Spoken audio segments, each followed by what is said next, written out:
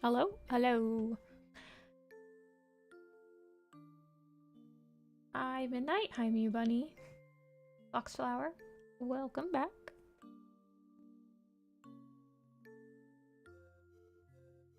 And a new stream play. Well, I'm just playing a new video, but it might be a little quiet or loud. Let me know if it gets too loud. Hey, Murphy.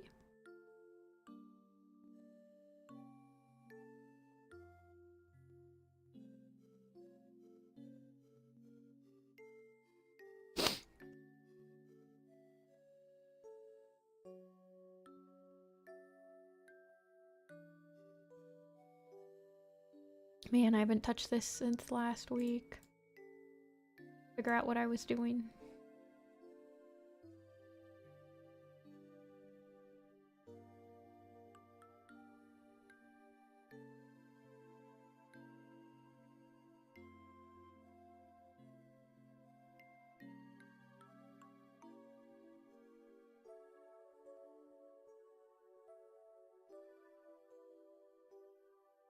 Okay.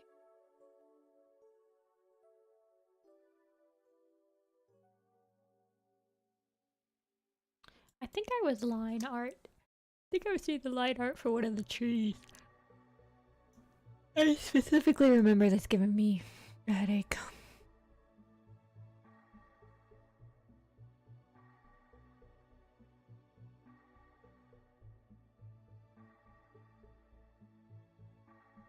Probably start with a couple cats.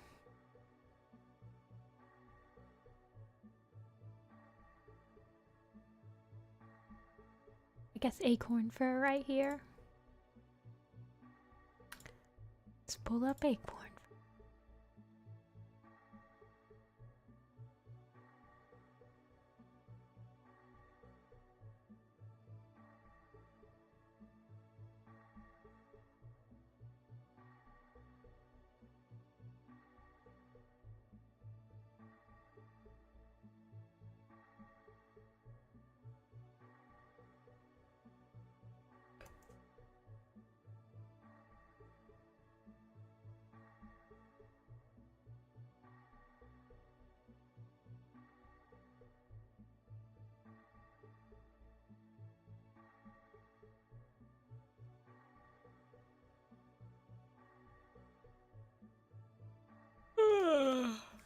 I'm tired today.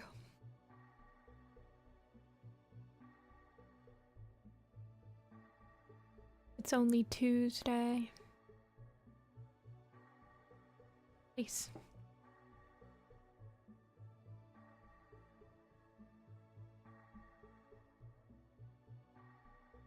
There we go. Sometimes I have the hardest time navigating my own Tumblr blog.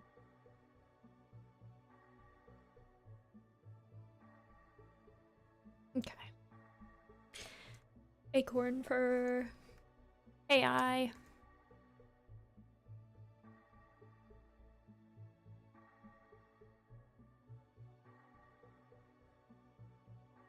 Let's see. How big did I make his line art? 10. I see.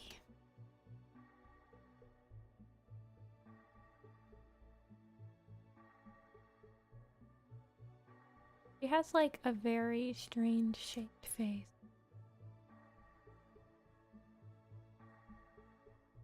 Very not cat-like. Looks more like a fox.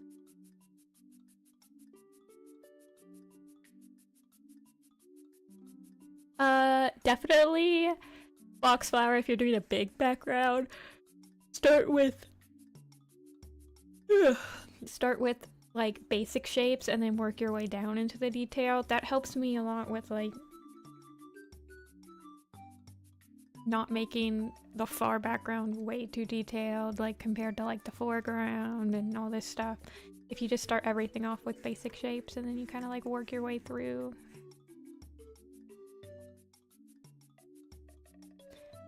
Okay, Adventures of a Dragon. Enjoy your first stream. Rolling eyes emoji. Just kidding. Not at you. Rolling eyes emoji at Acorn Fur right here.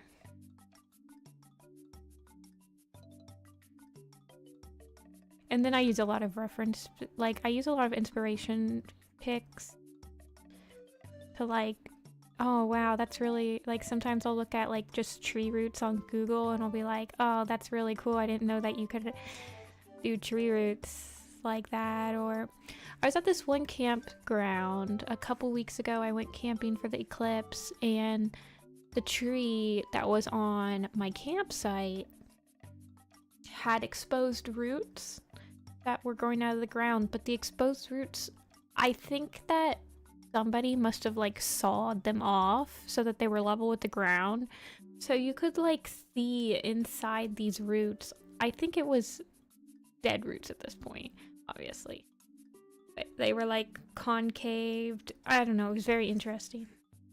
Nature can do a lot of wacky things.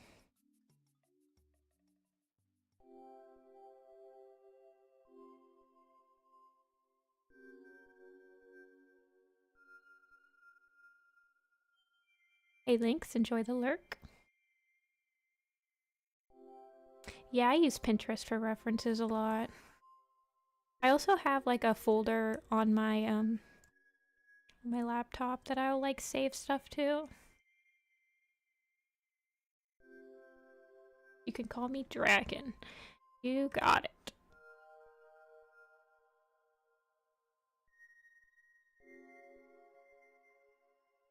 Acorn Fur is clearly not enjoying Lightning Tail's thrilling heroic story as much as Birch right here. She's definitely heard it before.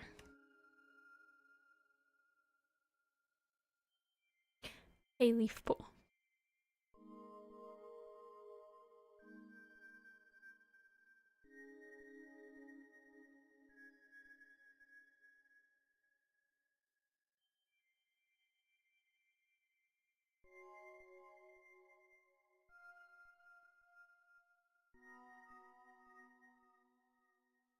Lightning Tail and Acorn Fur are brother and sister, but I made their designs like completely different from each other.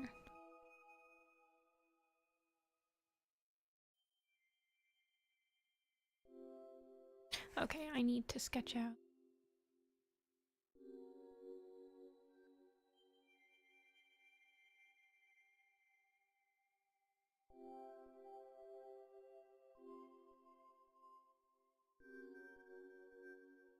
Hi, Bloomini. Welcome. Blumine. Blumini?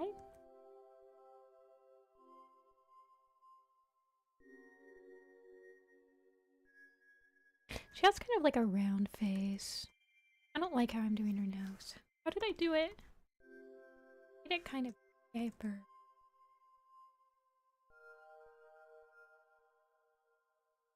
Blumini.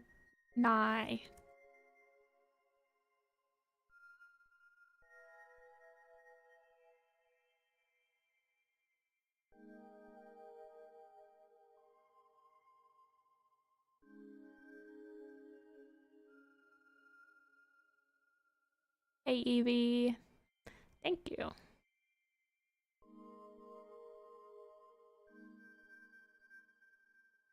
Dawn of the Clans is great. Thank you. Okay, I'm not liking... I'm drawing face. I need to sketch some stuff out.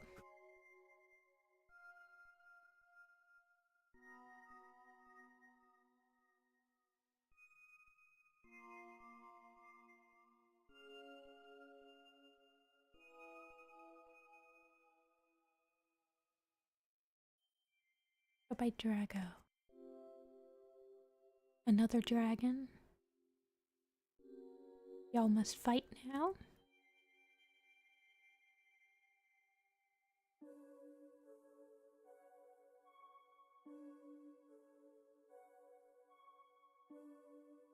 There can only be one dragon in this stream that I will remember.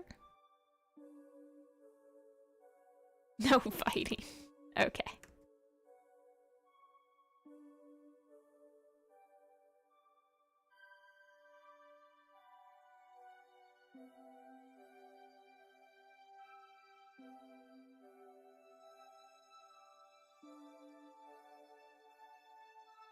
Yeah, my streams are pretty chill.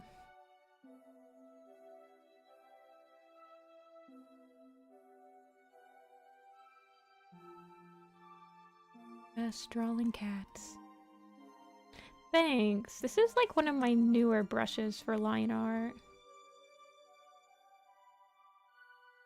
I think I downloaded it like a year or two ago. But it was from Tirana Cliff. If you're interested.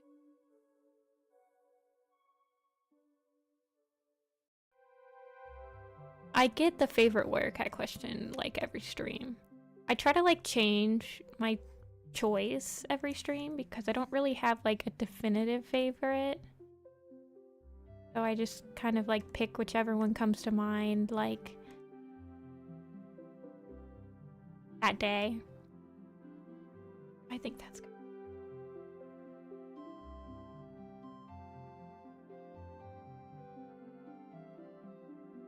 Do I do highlights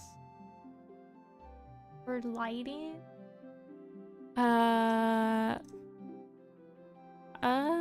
I usually just have like a shadow layer and a lighting layer that are like inverted, and then like one will usually be like a cool color and one will be a warm color.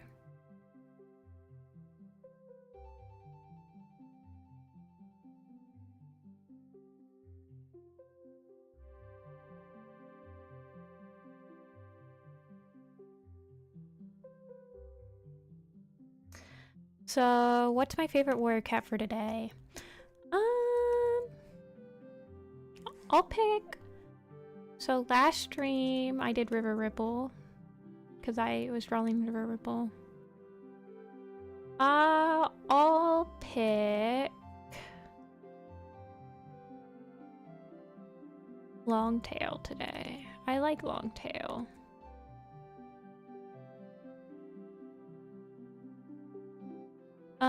I am in one map right now, Drago. I don't have any other ones that I was looking at joining.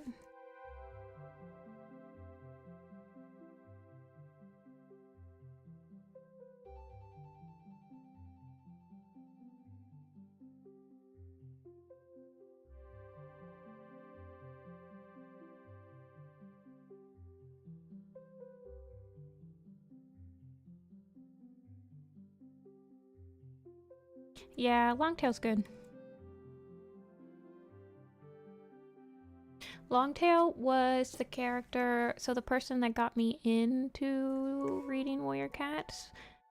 Longtail was my assigned Warrior Cat from them. They were like, you're Longtail. And then I was like, well, I have to read the books now to figure out who Longtail is. That's why it holds a soft spot in my heart. Because I was assigned him.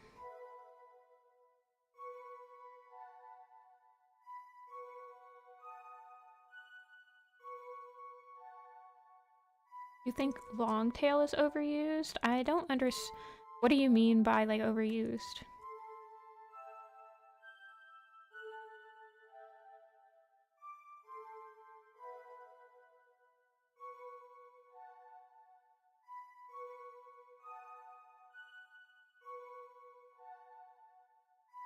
In animations and edits?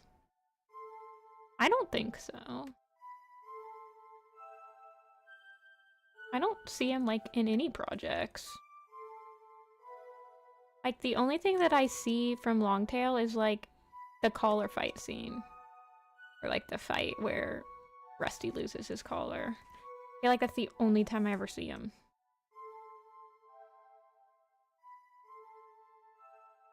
So you're saying that just because that one scene is overused, you think the entire character is overused? I guess I don't really agree with that because to me, that's just like an overused scene. Like if I was gonna make a Longtail PMV, I might completely neglect that scene.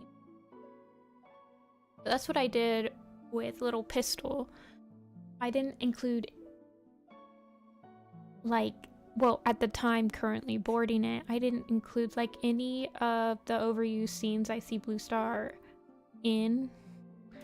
So I didn't use her death, like the Moss Kit's death, and I didn't use the scene where she's actually like fighting the dogs and like going over the cliff. Like I skipped all those scenes because I wanted to focus on different things. So I feel like if I was gonna make a long tail PMV, I probably wouldn't include the Rusty collar scene. I would try to tell like his story without it. See Longtail's death a lot? Really? I feel like I've only seen his death in like one PMV. And it was like a single shot.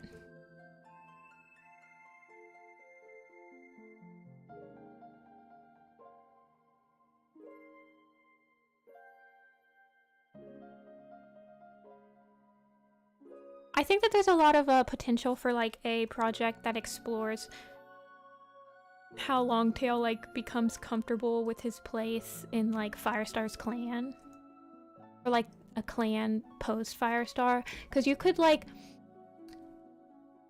do some like foiling between him and Darkstripe there, or him and Tiger, or you could do foiling with him and Firestar and Tiger Star. It's a very interesting like concept that you could probably like explore. Yeah, I really like that scene, Ziggy. The one, I think it's in Fire and Ice, where Fireheart like slips and he's on patrol with Tiger Claw and Longtail. And what did I just do? Oh, I switched the flow up. And Longtail actually like pulls him out. It's kind of like a redemption scene for me. Like, it's a huge turning point for like Longtail in the series. I feel like it could be explored a lot more.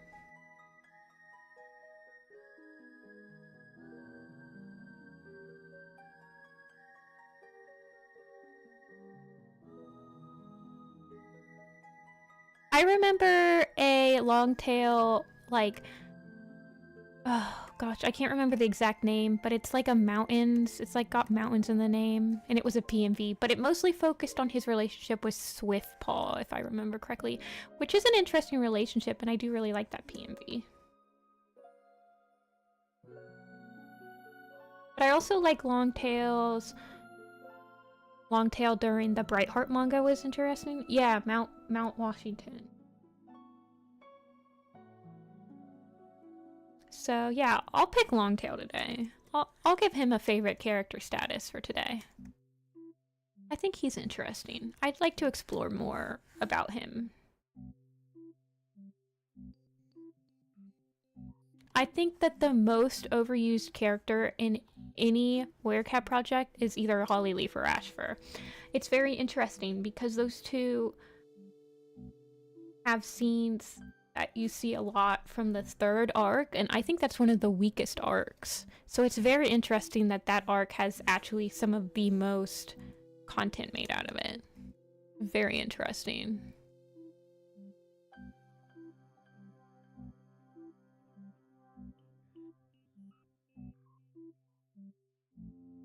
Maple Shade, I feel like, is pretty overused. I think it's... the issue with Maple Shade is that there's really only one story you can tell with her. Like, you can only tell a story of revenge. So, it would be interesting to see if somebody could not just, like... I'm not talking about, like, an AU version of Maple Shade or whatever, because I really like when people can explore ideas that were brought from the official books and, like, kind of give them a little bit more, like, depth. Not just, like, take the character out of their narrative to give them depth, if that makes sense. Like, I like my project to be like, this was a very interesting concept in Warriors, let me grind it up to 100 and kind of give it a story that I think is more interesting than what we got.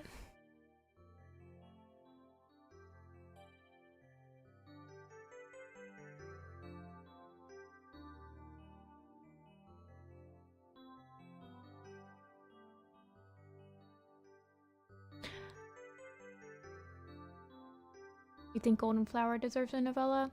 The crazy thing to me is that Golden Flower, we never see her die. She just disappears in between the second and third books. That's kind of crazy to me. Or not the second and third arcs.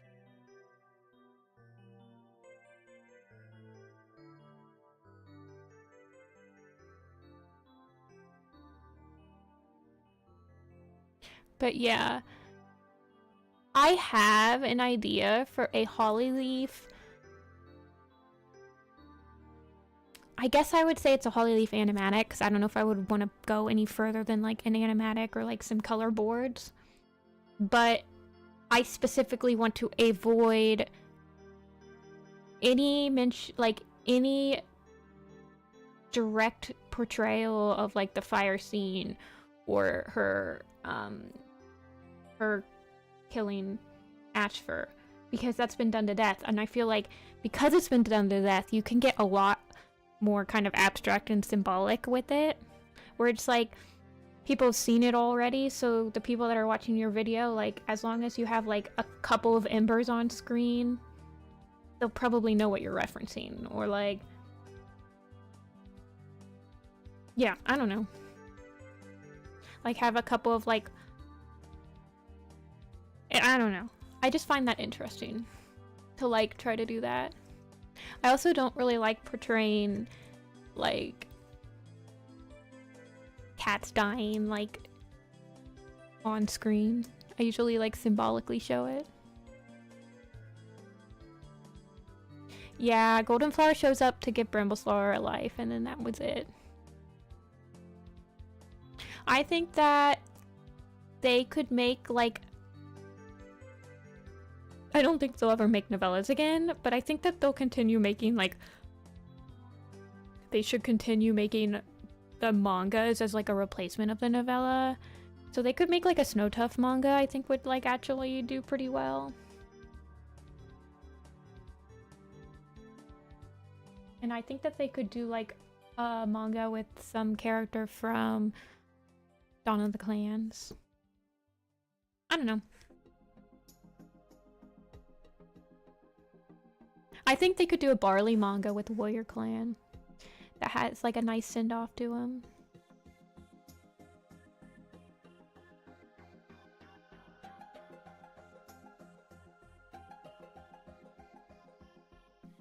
Very few Tall Star maps.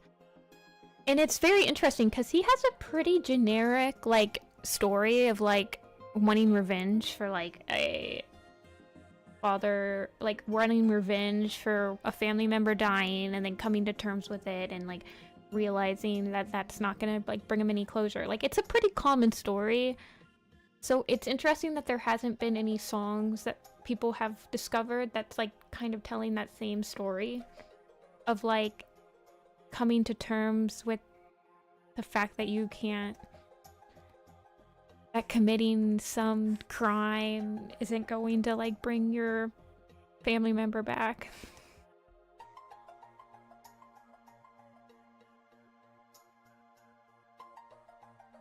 Subtle imagery is much more memorable because there are specific shots in Ashfur PNBs that I remember. They're beautiful shots, or they're like beautifully, I don't know, but I do remember a lot more symbolic shots than just like a perfectly captured moment.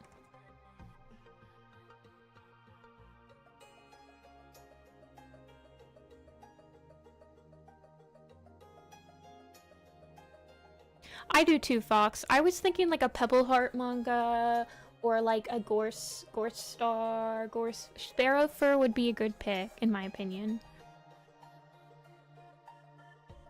Although I don't know how good of a narrator she would be.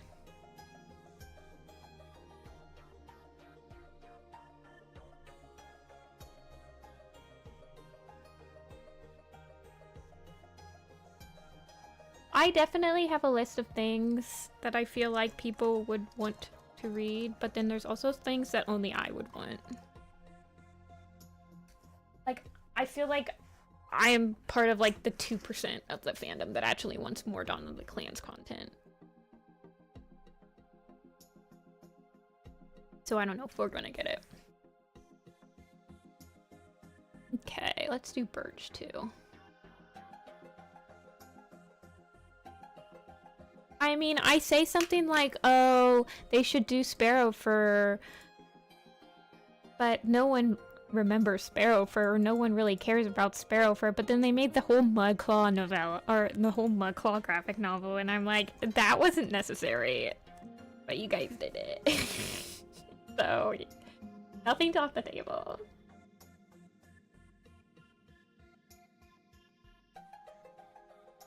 I like Root Spring.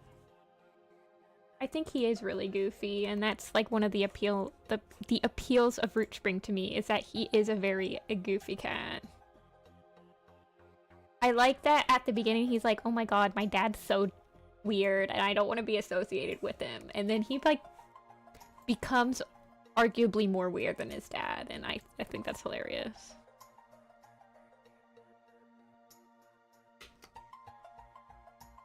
Yeah, Fox.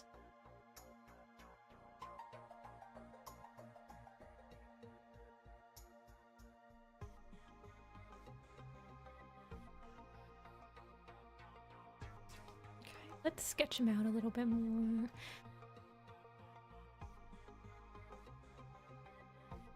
Birch and Alder would only be about like 5 or 6 months old at this point. I think they might be 6 months old.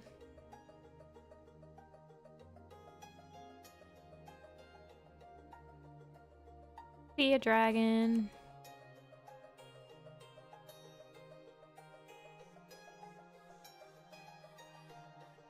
Thrushpelt? I don't know what you could do with Thrushpelt, honestly.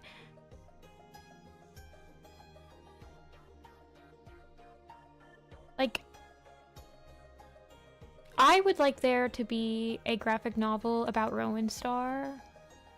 I think it'd be interesting to see his perspective change to the point where he just gives up his 9 lives because he has no confidence in himself. I really think that his story is very interesting and that it was not touched upon very well.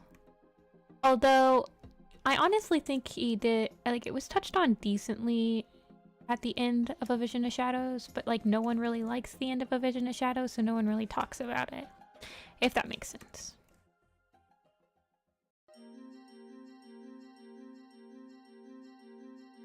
But I would like, my dream list would be a Rowan Star Fort, either graphic novel or novella of some kind. Let's see.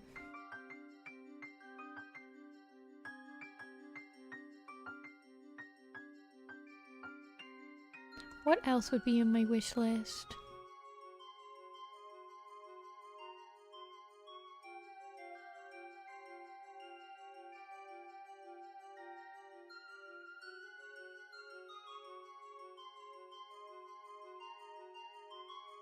I would say a tree, like more tree stuff, but we got a tree novella and it was terrible, so it's like a monkey's paw. But I wanted more River Ripple stuff, and what we got, the River Ripple book was decent, so like, it's a hit or miss, man, and sometimes you have to, you might as well hit than not hit at all, so I try to swing.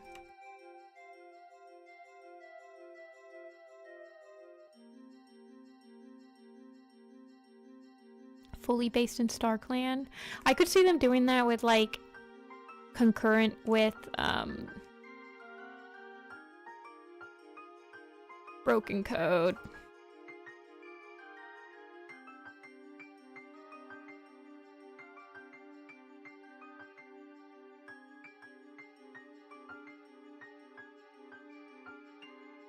I don't know, there's probably not that much drama that goes up down there. I think the issue for them to do something entirely in StarClan is that they have, I don't think they actually have a clear idea of what StarClan like genuinely looks like. I think in Squirrelflight's Hope it was like, oh, ThunderClan's camp in StarClan looks like the camp in the old territories, or it was something like that. I'd have to read that book again, and I don't really wanna. Yeah.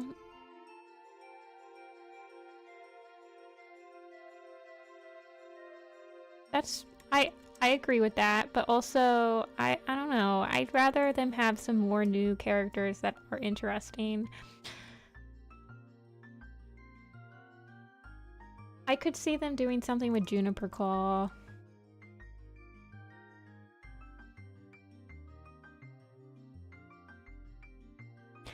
I could see them doing something with Needletail. Like, they might make a graphic novel of Needletail, because I think that at some point there was, like, a poll on the website that was like, oh, what do you want the next novella to be, or something, and one of the options was Needletail. So that typically means that they're already planning something with that character, and they're just trying to figure out which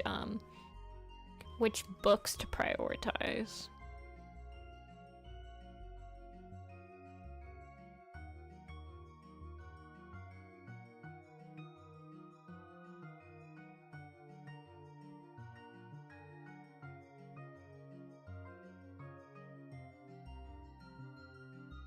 Yeah, he has fur. Does he have fur?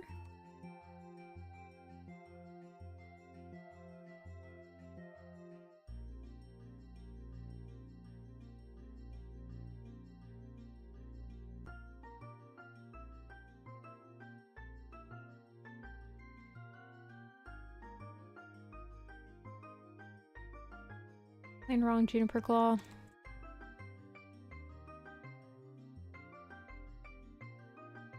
It's crazy to me.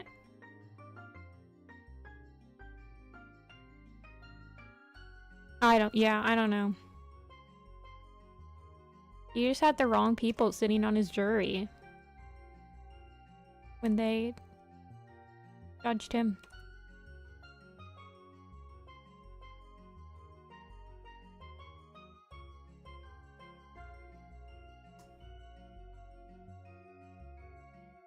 I have an idea for a Snowtuff map.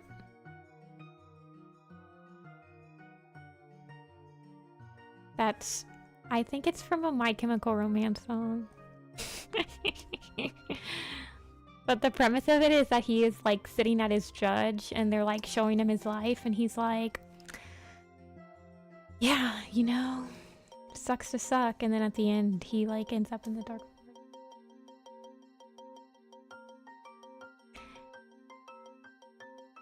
But mostly because I think I had it because there's a My Chemical Romance song and I was like, we need more MCR stuff in the fandom in the 2020s. Obviously, is what we're lacking.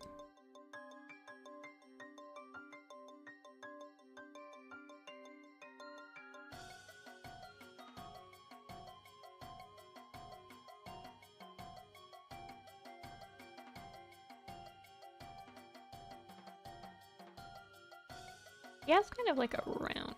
He's like a weird shape. I shaped him very weird.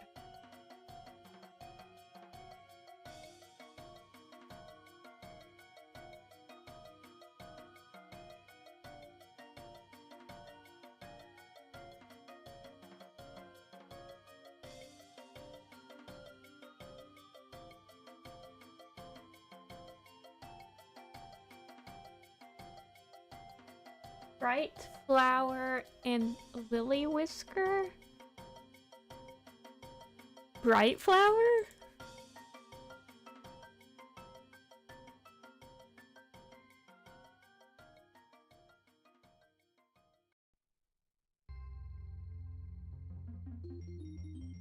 Yeah, I know who that is. I don't remember her ever being... I gotta look at the trivia.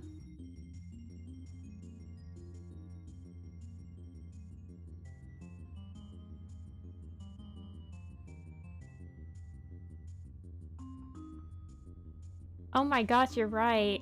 It was Suzanne again that said that. Suzanne has made some really crazy claims that people used to take as canon, but then people were like, please don't take what she says as canon.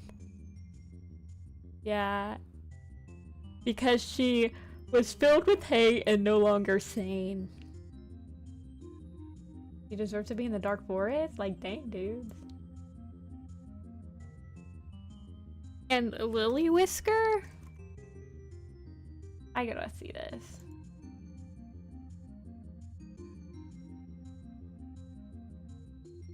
Like, that's great. Oh yeah, I do remember this one. Because she had a festering hatred. Like, dude. And it was Suzanne again. Suzanne was on something, that's for sure.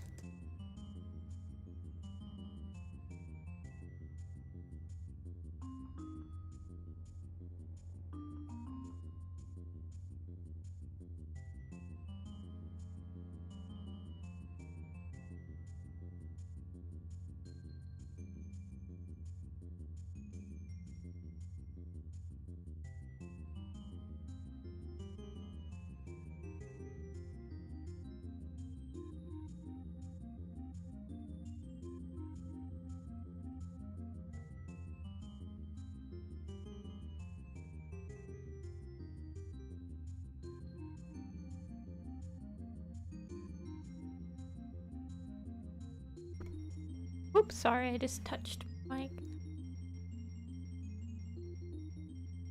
Yeah, Fox. It was about the same as, like, Suzanne's reasoning that Bright Flower had to go to the Dark Forest. Because she was filled with hatred that she couldn't overcome. Alright, dude.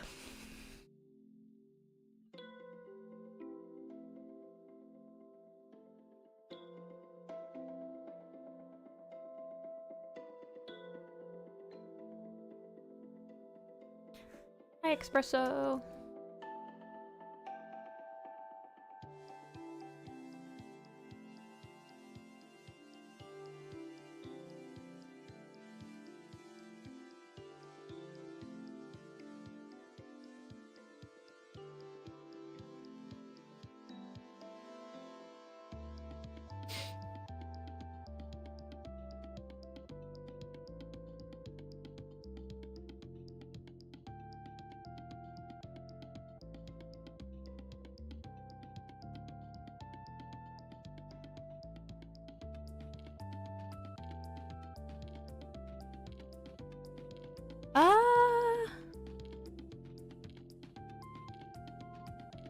I don't know. She might have been.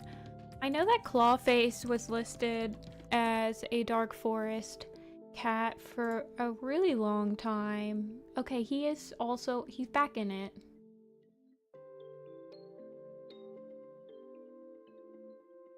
Yeah.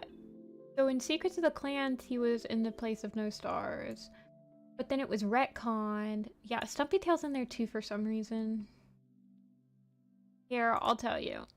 Who is officially in the place of No Stars right now.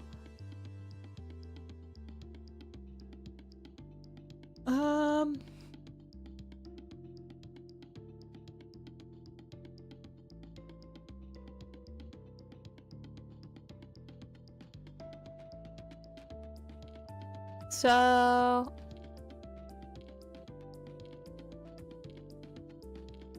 on Vicky's Facebook, Deerfoot, Tanglebur, and Lily Whisker were in the Dark Forest. I don't know why Deerfoot would be in there. He did absolutely nothing in his life. Bright Flower, Mars Cloud, Blizzard Wing, but that was retconned.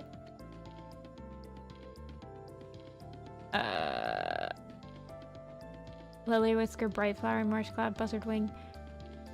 There's only 6 cats that have been put in the Dark Forest on one of the writers' blogs, and yeah, I think Clawface should definitely be in the Dark Forest, but Stumpy Tail has absolutely no reason to be in the Dark Forest. Yet there he is. he resides for his thought crimes.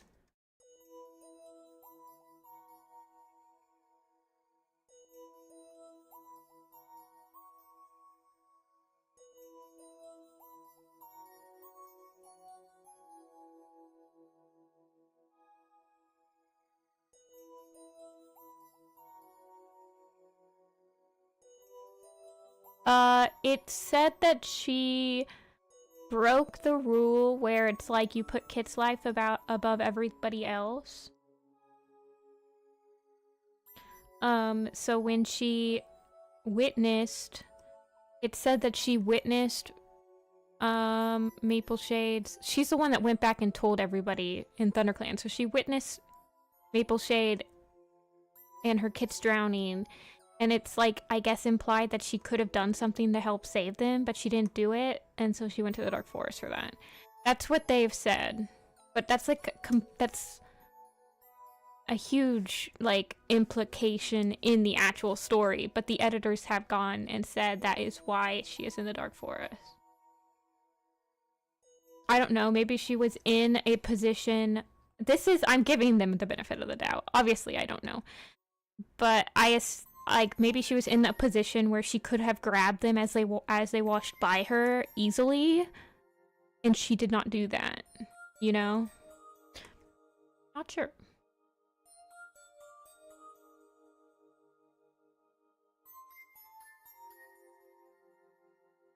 When stuff in Warrior Cats doesn't make sense, I try not to think about it too hard. It's kind of like thinking about a Buddhist riddle that's like made not to be solved. You just don't think about it too hard.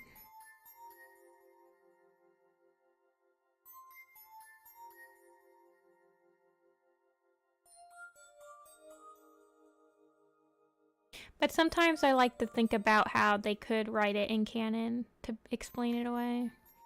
And that was how I would write it in canon. If somebody came up to me and I was a writer and said, okay, you need to write a story that implicates Freckle Wish into the Dark Forest, I'd be like, okay, she realistically could have saved these kittens, and she didn't, and yeah. There you go.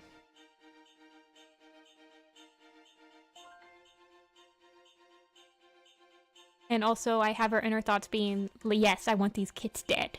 So she wishes harm upon them as well. That is how I would retcon. Yeah, that's kind of what I assume. She was kind of a huge dick in... I feel like people who legitimately try to, like, argue against putting her in the Dark Forest kind of haven't read Maple Shade's Vengeance in a while, and she's like a huge dick in that. She is quite a piece of work.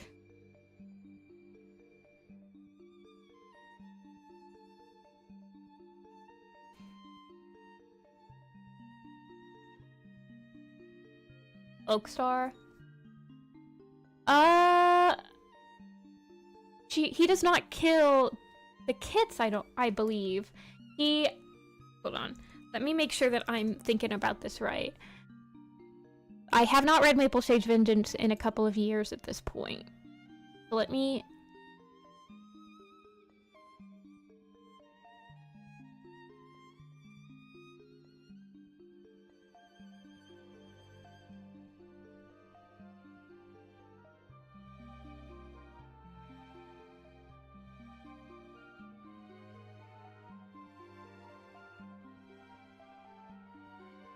He will not raise the kits in the camp or territory. So yeah, he does. He exiles the 3 kits as well.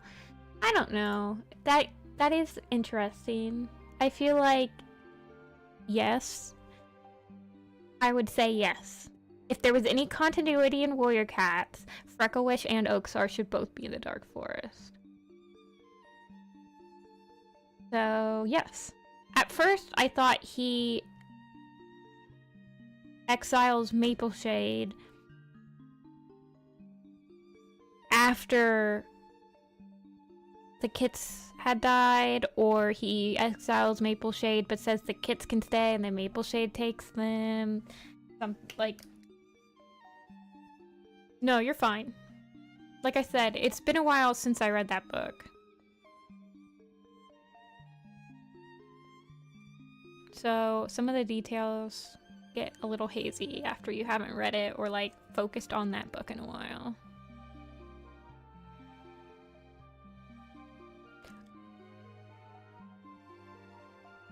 So yes, I would say yes.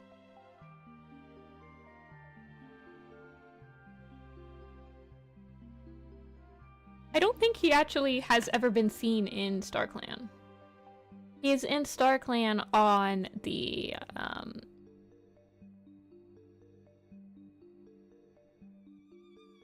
No, he is, because he gives Pine Star life. So yeah, he is not in StarClan. Or he is in StarClan. Wait, wait.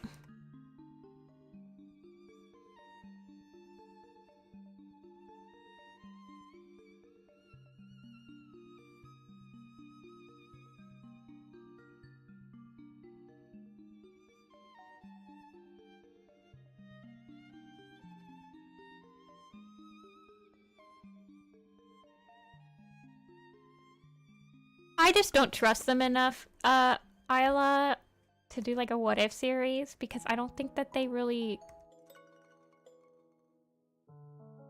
I don't know. I'm sure that there's a decent amount of like writers in the fandom. I mean, I know that there's a decent amount of writers in the fandom that have done specific what ifs. Like there's a what if Rusty joined Shadow Clan instead of Thunder Clan. There's a what if there's just a bunch of what ifs. That is interesting.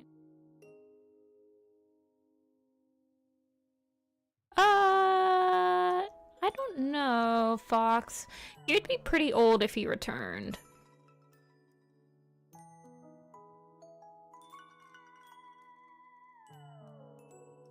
But I think it'd be hilarious if he returned in a new Super Edition. Because if you think about it, Ivy Pool, like anyone that was born after Arc 3 doesn't know who Soul is. It would be hilarious if Ivy Pool found Soul and she didn't realize that he has this entire history with the clans, because no one ever talks about him. I think it'd be hilarious if he showed up in her novella, or in her Super Edition. I'm not holding my breath, though. Thanks, Flory. I need to keep drawing, but I keep getting sidetracked and talking about warrior cats.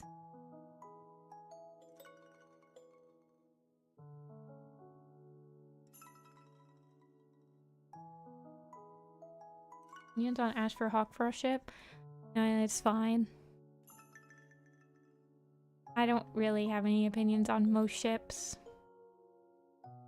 I don't really do ships in any fandom or have ever done them, so I usually don't have an opinion on it.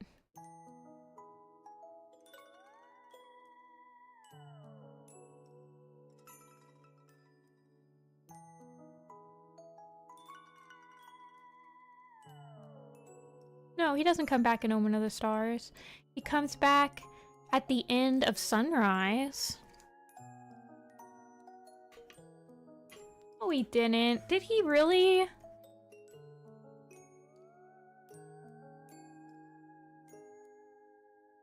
No, you guys are lying. You guys are tripping. Oh my god, you're not tripping.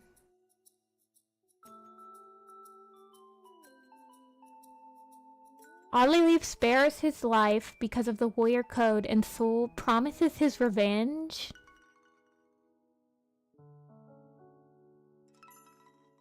My god, you guys are right. He shows up again. For like a quarter of a second.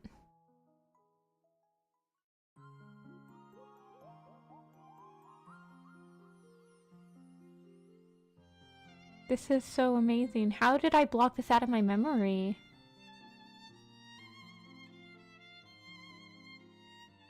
Soul finds his way back to the clans and claims to have saved Cherrypaw and Molepaw from a fox. Dovewing and Ivypole don't trust him and discover Soul's teaching WingClan how to fight in the tunnels. Hollyleaf returns, saying that she was the one who saved the apprentices while Soul was lying. She teaches ThunderClan how to fight in the tunnels and are prepared when Soul leads WingClan into battle. Soul reveals that he was exiled by a group in the gorge and vowed to prove the warrior code is worthless. This is amazing. How did I not remember that? Probably because it's one of the stars.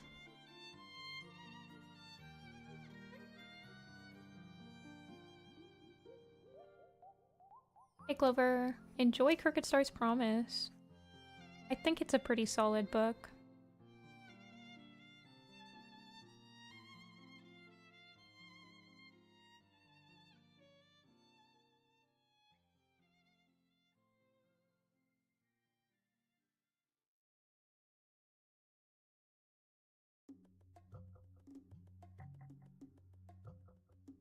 Tallstar's Revenge is another fan favorite.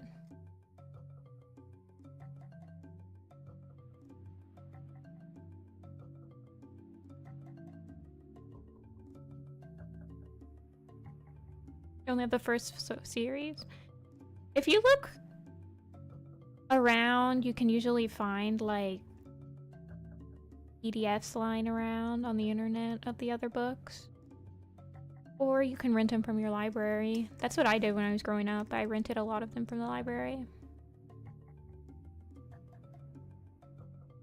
You can rent like ebooks nowadays, so you can like rent PDFs from the library, which is extremely helpful.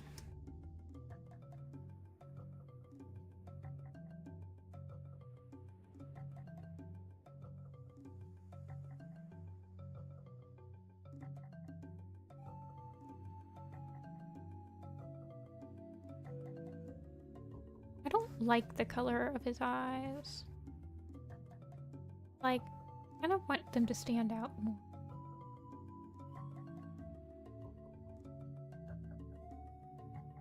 How did I come up with my channel name?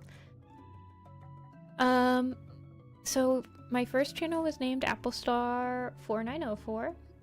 I thought that after a while, I was like, well, cool people don't have numbers in their name, so I looked up an adjective to put in front of Applestar, and I got to an adjective website, and I saw the word nifty, and I was like, yeah, this is a good one. This was when I was like, I don't even know, I was probably like 13 or 14. And then I kind of went on a hiatus at the end of high school for my channel, and when I came back I was really into Persona, and in Persona your character gets called Senpai all the time, so I changed it to Nifty-Senpai as a homage of that.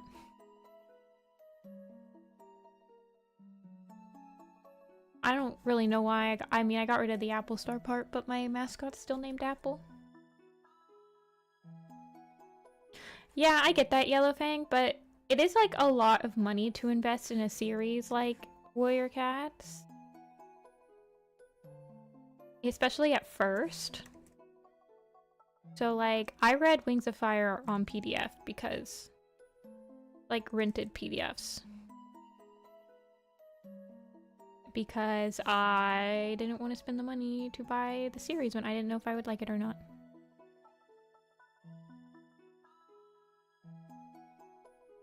And then sometimes I'll go and, like, every once in a while I'll go to the half-price bookstores around me and see if they have any old Warrior Cat books or any other type of book that I've already read that I would like to own a copy of.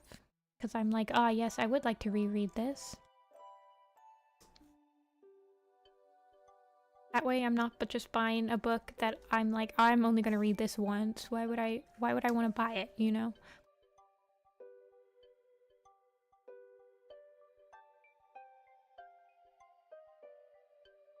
Up into my...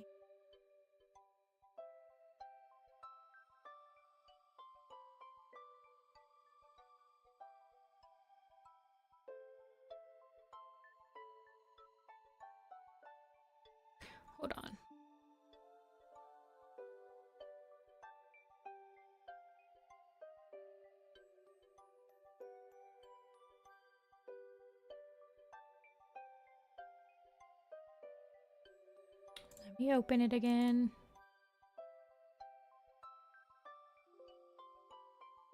There we go.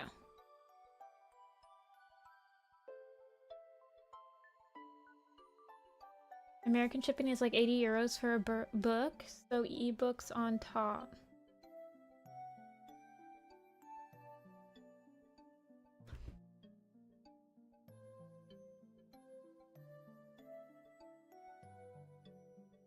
Yeah, there's like a library app. If you live in America, there's like a global library app that as long as your like local library has an account with it, you can like rent out PDFs from like everywhere.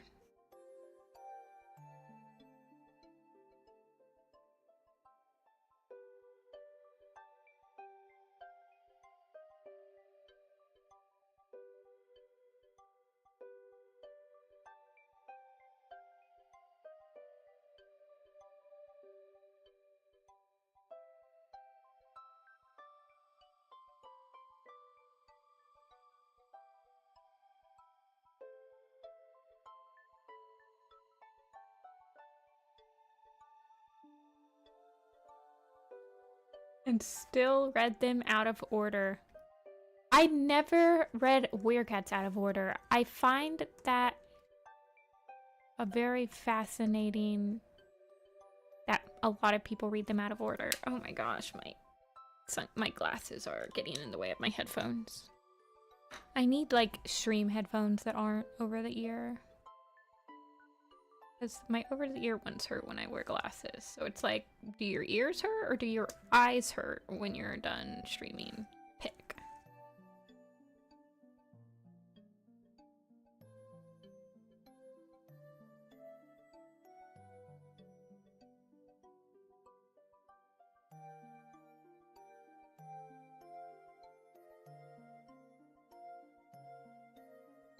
Hey, Sunny. Oh my gosh, I have already been going for an hour. I've only drawn 2 cats. I need to step my game up.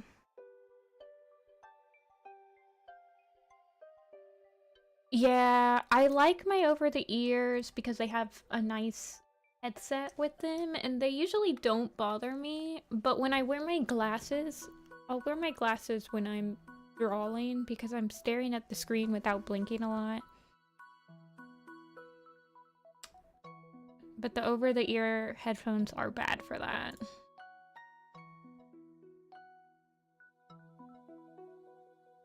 I think I'm gonna move him back a little bit.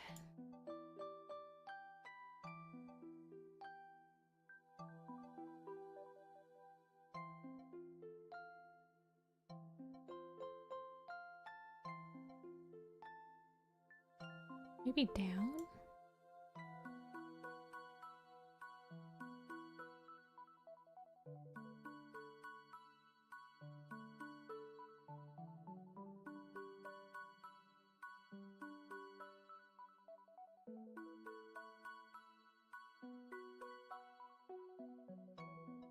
The thinner frames. I only have one set of glasses, and they're like reading glasses. I don't read them. I don't wear them all the time. I just wear them while I'm doing stuff up close, like where I forget to like sit back and like take my eyes off the screen and stuff. They're very low prescription.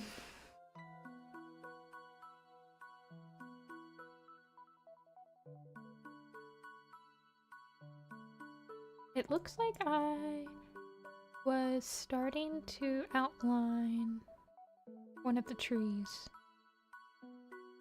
In case that wasn't obvious.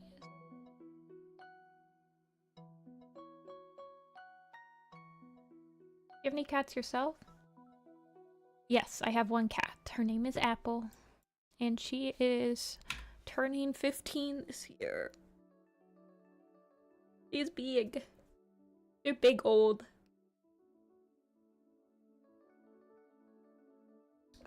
$15.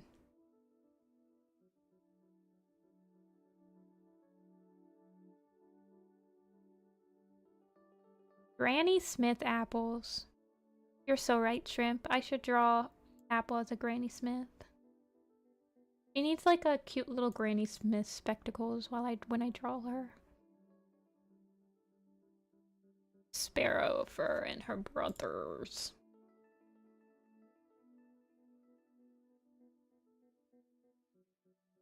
Yeah, Peyton, I get worried because she's getting up there and I love her so much, but she's in really good health. The vet said that she has like the health of like a 10-year-old cat, so I'm going to believe that, and still like can jump up and down on things, and I don't know, she doesn't have any health problems except she has a little bit of like asthma. Like she has little asthma fits, but they don't last for longer than like a couple, like 15 seconds when she has them. But yeah.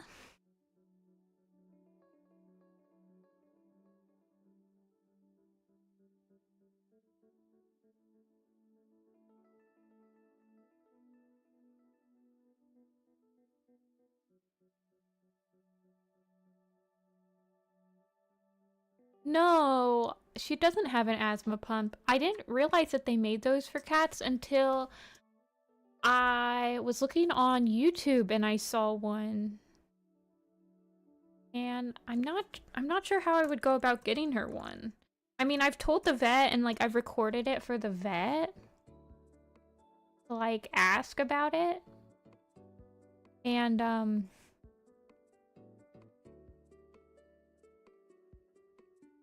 they didn't recommend one. But I kind of want one for my baby. Yeah, 19. I've heard of cats living to 20. 20 is a decently...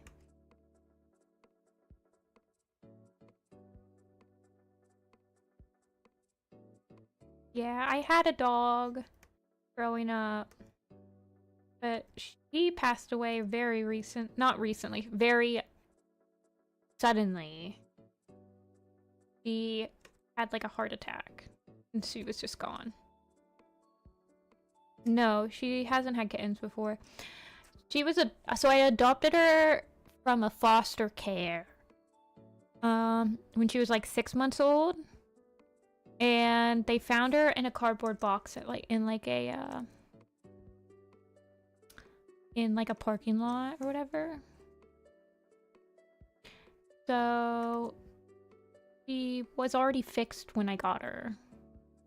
And I don't think they believe she had kittens because she was found by herself, you know, and she was still like a young cat.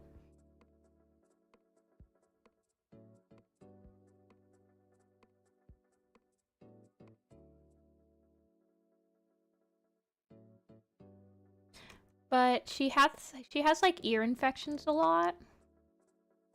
And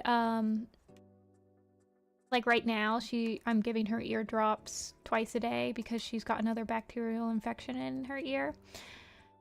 And at one point she had an inner ear infection, which freaked me out because when a cat, I didn't know this until after she had one, but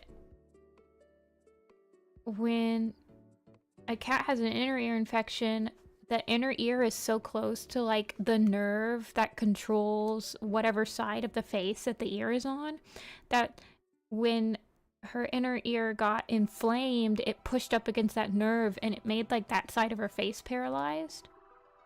And I freaked out. But once she got like steroids and stuff, it like, and the swelling went down, her face got unparalyzed, but I was like really worried for her for a few days there.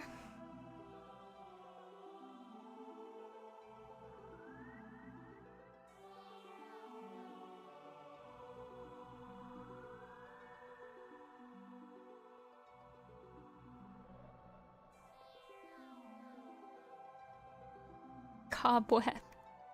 Cobweb's such a cute name for a cat. Hey, Cob. I feel like I have to have a name that I can shorten.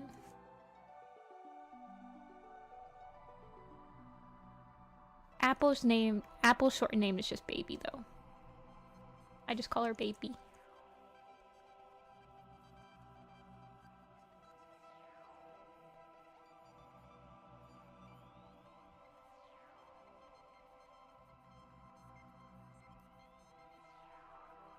Missy, Willow, and Wanda. Wanda's a cute name.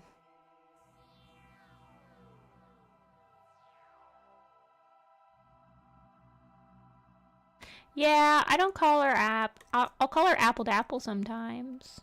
But that's not a short name, that's elongating it.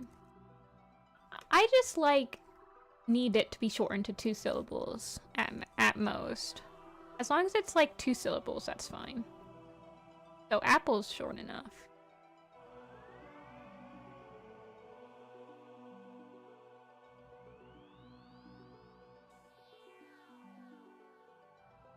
But Apple, somebody asked if she had a warrior's name, and her warrior's name was Apple Blaze, and I used it on an RP website, which I ended up being Apple Star on that, and that's why my name used to be Nifty Apple Star. So it's all connected.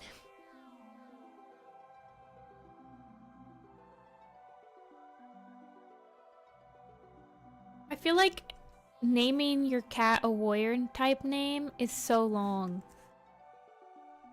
Like, I don't want to say that every single time.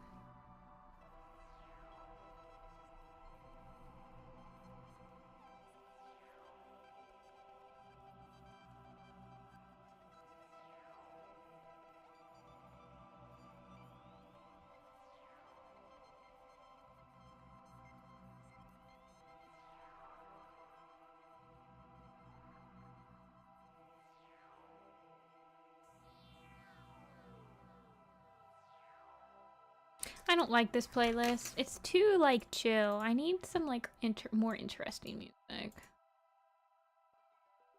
I mean, it's called relaxing Nintendo music, but it's just a little bit too relaxing. Let's see. What else we got here?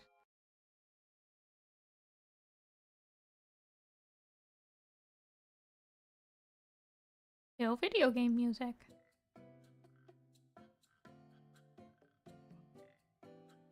Ooh, let's do cheerful music. It ain't being a slay list. That's the only time. That's the first time I've heard that.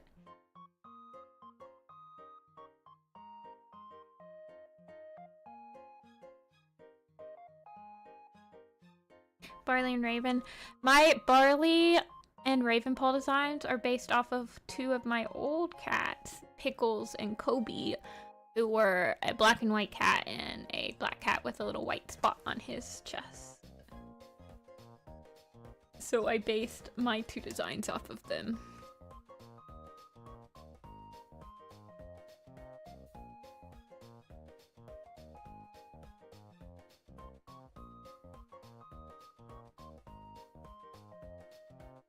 We met at cat meet.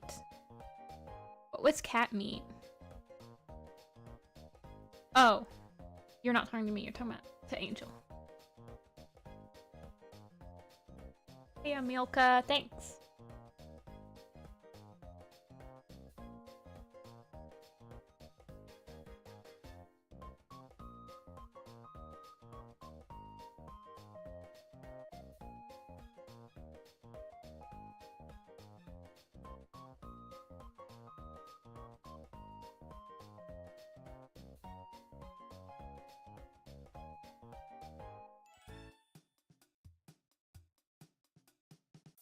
Oh. UK people. We don't have anything like that here. I feel like everyone's too spread out in the United States to do like a meetup.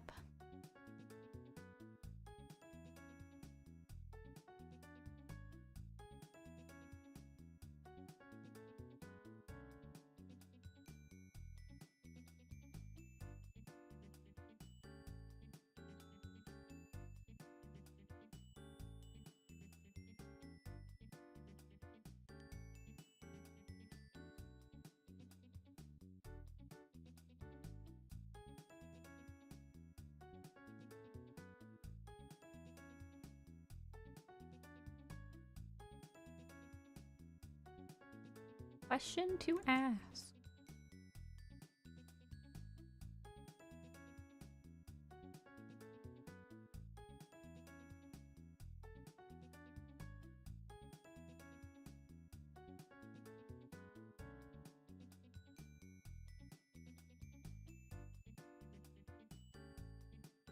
I feel like that the fandom is too young to properly set up like a convention, and it's not really that big either.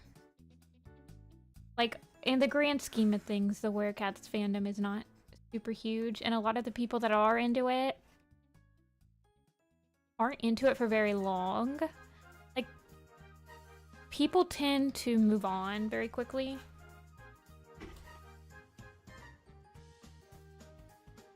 So I feel like that there should be proper meetup organized in like furry conventions. I feel like would be the most adjacent fandom that you could organize something in.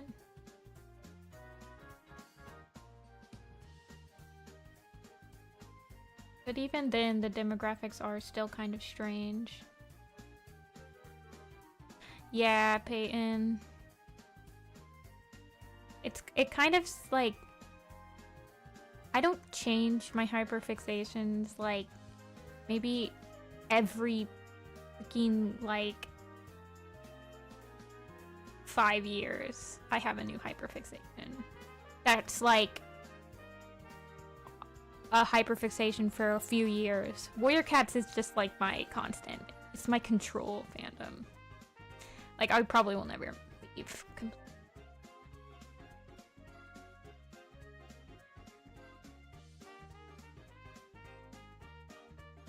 Yeah, people...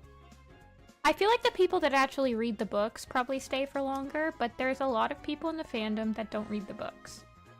So they'll just like join because they were on the Roblox game, and then once they're done with the Roblox, like the Roblox game isn't interesting to them anymore, they'll like leave, etc.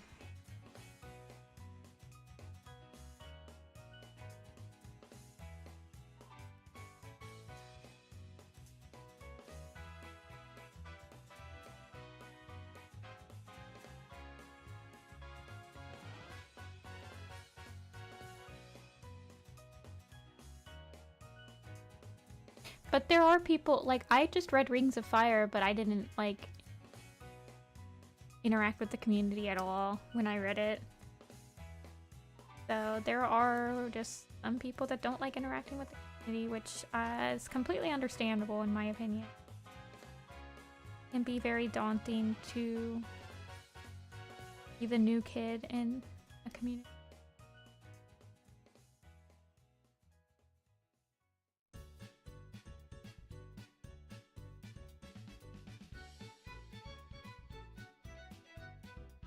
"2018? I feel like that's pretty long. I want to say that the average amount of time for somebody to be in the Warriors fandom, like hardcore, is probably like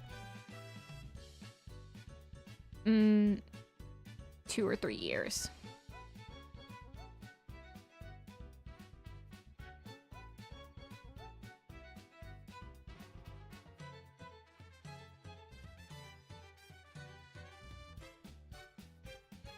I think we peaked in 2016. I don't know if there was ever a peak. Honestly.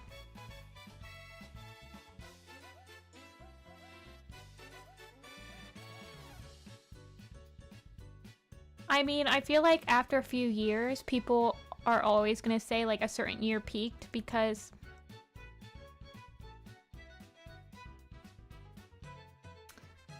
everyone remembers the really, like, interesting projects from that time period, right? But there was a lot of stuff that was happening also. But, like, people will be like, oh, well, my favorite map came out in 2015, so that was when it peaked for me, because I never saw a project other than that I liked. Like, that's fine.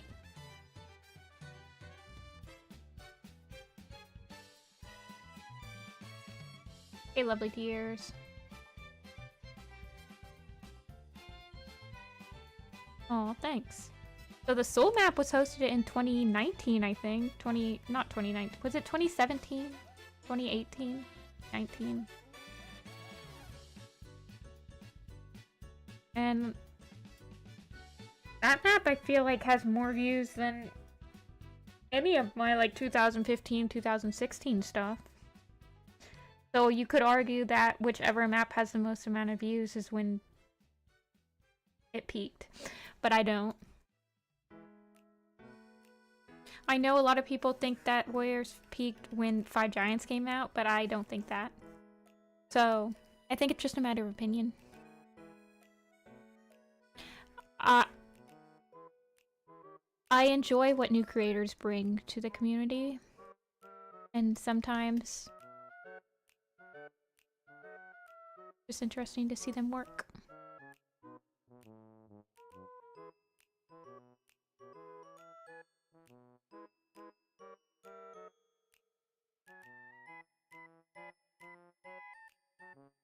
Because Midnight from the second series took 5 whole months to get to you.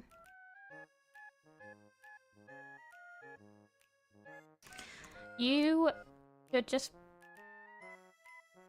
I don't know, man. You should get some PDFs, rent some PDFs.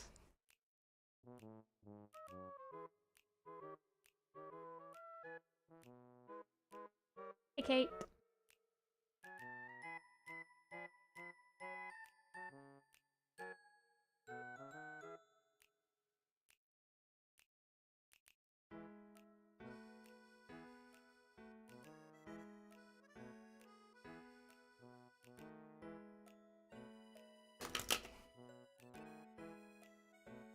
The first animations that I saw was in... Let me check.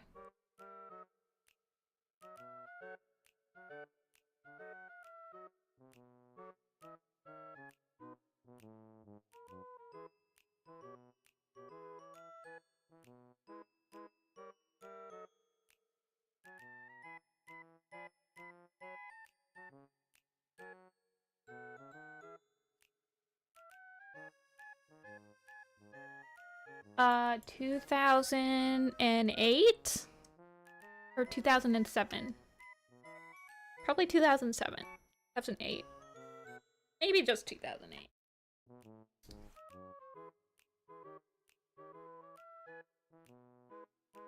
Soldier side.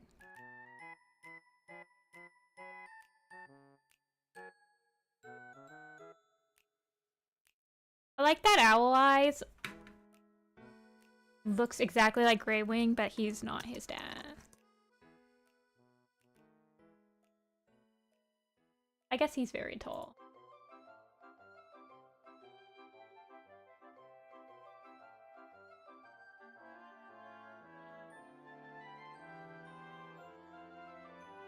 Furry for reading warrior cats.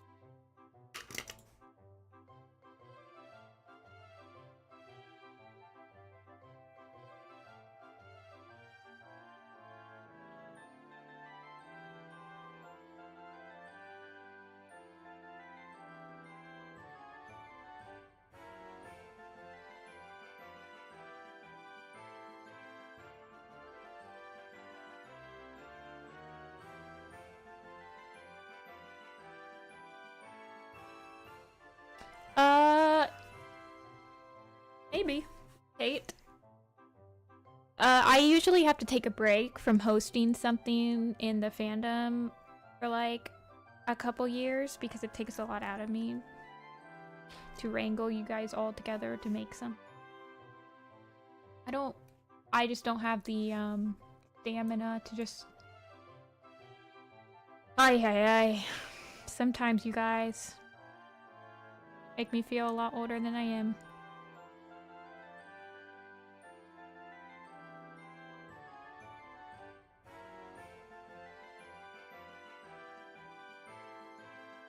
But I like helping people create stuff.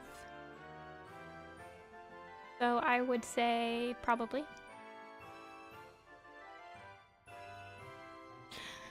The not showing up 3 hours into stream.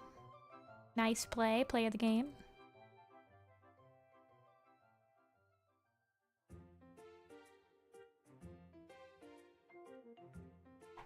That's hilarious. Uno.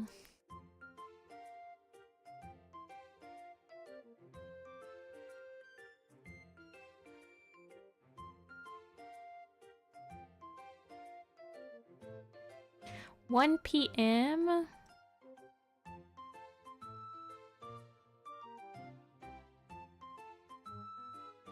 You guys, one of my favorite things ever is the fact that the next two leaders of Sky Clan and Thunder Clan are still related to each other. In fact, they are brother and sister, and I think that's hilarious because that means that they're still related.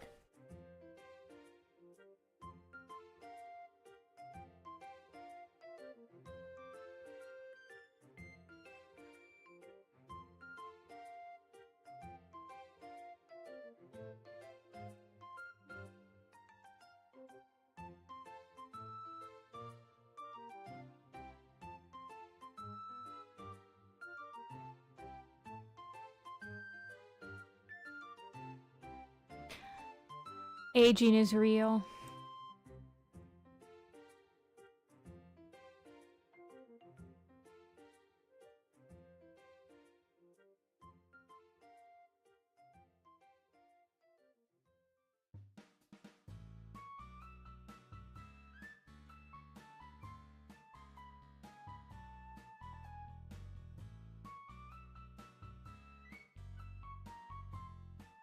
You guys, I could tell you that tomorrow, actually, I will tell you because you guys are special to me. So tomorrow is my birthday.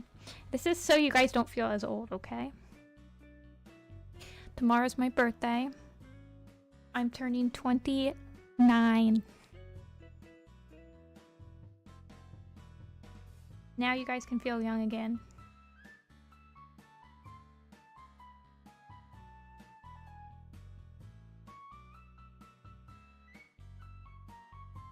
Yep, thank you. But now you guys cannot feel so bad about your own birthdays because I'm sure I'm the oldest.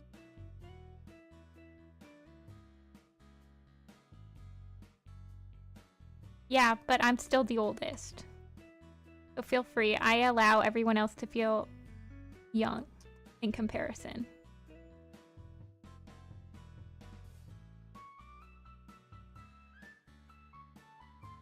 I love thinking that Owl Eyes here is like really impressed with Sparrowfur because she did some weird thing that isn't that impressive, but he just like is a really invested in his sister that he never gets to see anymore because they live in different clans. And so she's just like, why are you are overreacting, my dude. And he's like, I'm not, because you're awesome. I love you. I'm gonna be equally as old as Stone Teller. I'm half moon now.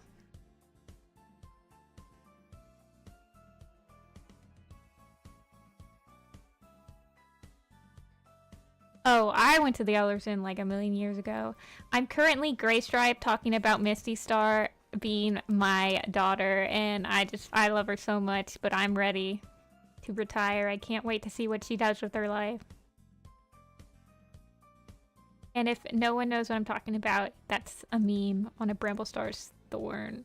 Not Bramblestar's Storm mistake. Or Gray Stripe thought that Misty Star was his, you know, daughter.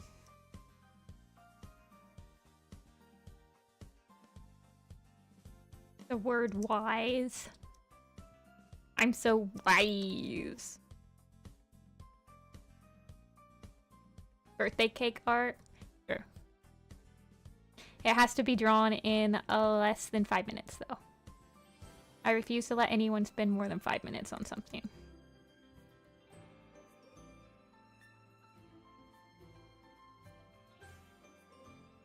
But you guys know what I'm doing for my birthday? I'm going to the DMV and getting my license renewed. Yay! So exciting.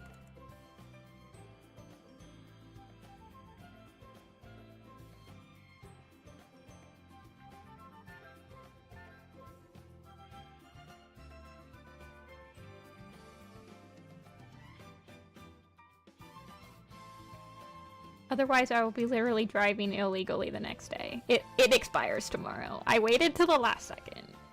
Because that's just what you do.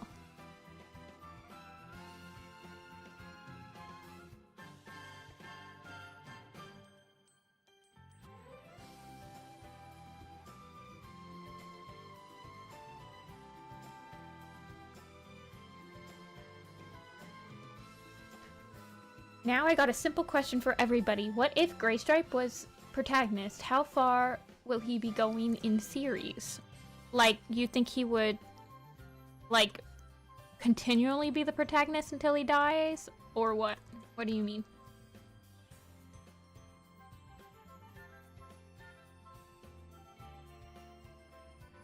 I don't know if there's any arcade here. There is an arcade in Columbus, which is relatively far away from me. That is it's called the 8-Bit Arcade, and it is a barcade. So you can only go in there if you're 21, and they like serve drinks. But they have free arcades, like games. Ohio mentioned. Swapping roles. So when you say swapping roles, Cake, are you saying like it's Graystripe, but we're like following him at like he still gets together with Silverstream, yada yada yada, or is he just literally in Firestar shoes?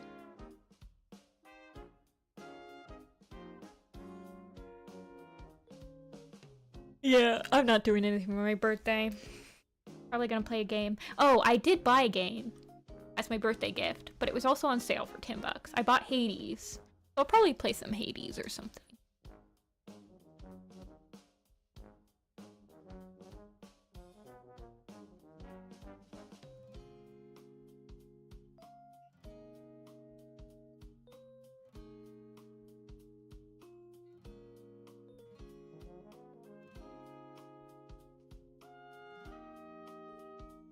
I mean, I think it'd be interesting. I feel like it'd be hard to tell the same story though, because he's not an active player for like Forest of Secrets to like Rising Storm. Like he is not in ThunderClan.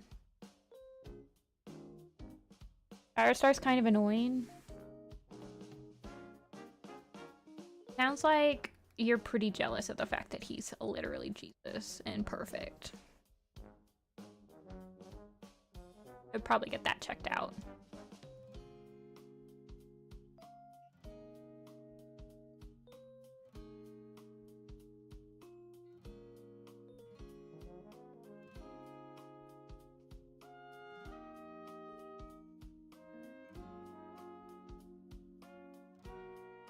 Oh, definitely Shrimp, because he was actually able to see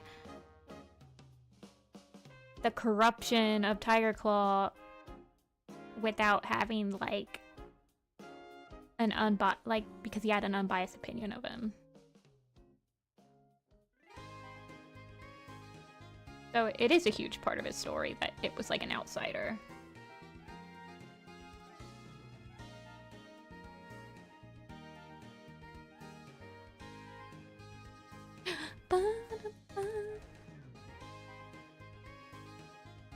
I think he needs to lighten up.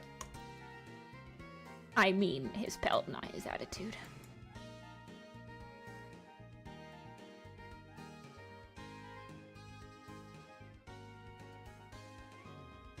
Yeah, you get like that whole exposed scene in The Darkest Hour, but it is pretty frustrating.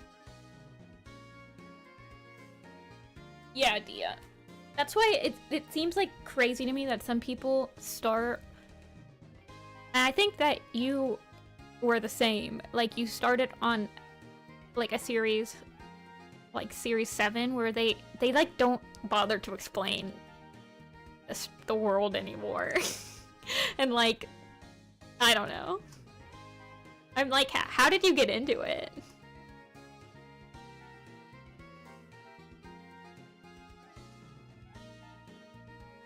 Okay, you did read The Prophecies Begin. Okay, okay. That makes a lot more sense. I'm like, man, I feel like if I was just like picked up a random book, like I picked up, I don't know, Long Shadows or Eclipse and started reading it, I'd be like, I hate this. What is happening? Like, it's... man, major props to people that started on, like, some random book and actually stuck with it.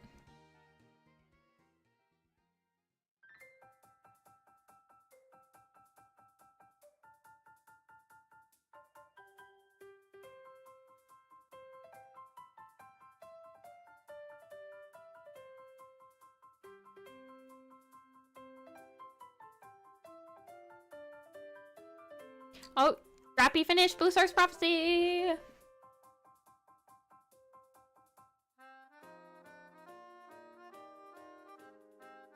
I mean, I'm always amazed how little people read nowadays. The, like, of the, books, so... props for you for actually reading them.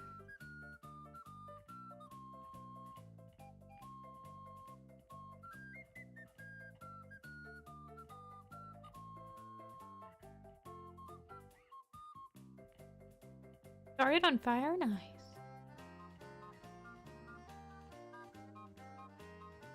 Oh, it's daunting.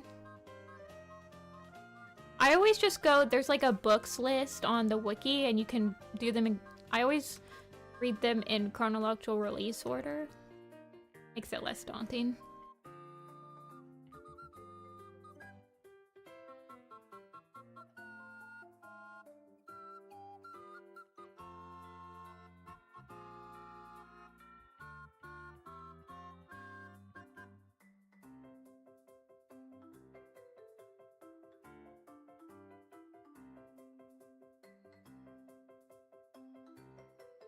Blue Star's Prophecy seems to be a very dividing book. Like, some people seem to really like it and some people seem to like not like it at all. Like, some people think it's really boring. Yeah, Yellowfang. That's pretty much what I did when I started. I was like, cats? I'll watch. I'll give it a try.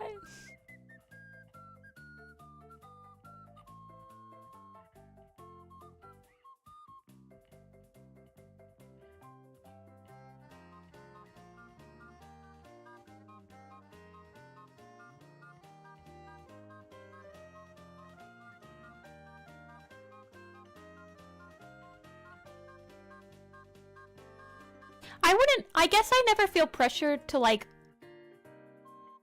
read fast. Like, I would rather just read to enjoy it.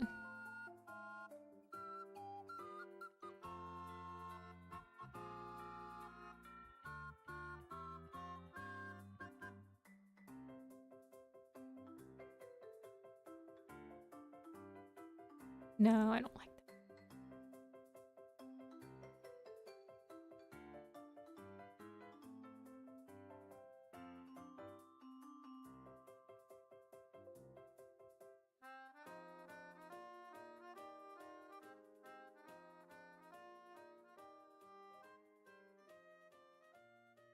That's true. Pine Star's first appearance was in Blue Star's Prophecy.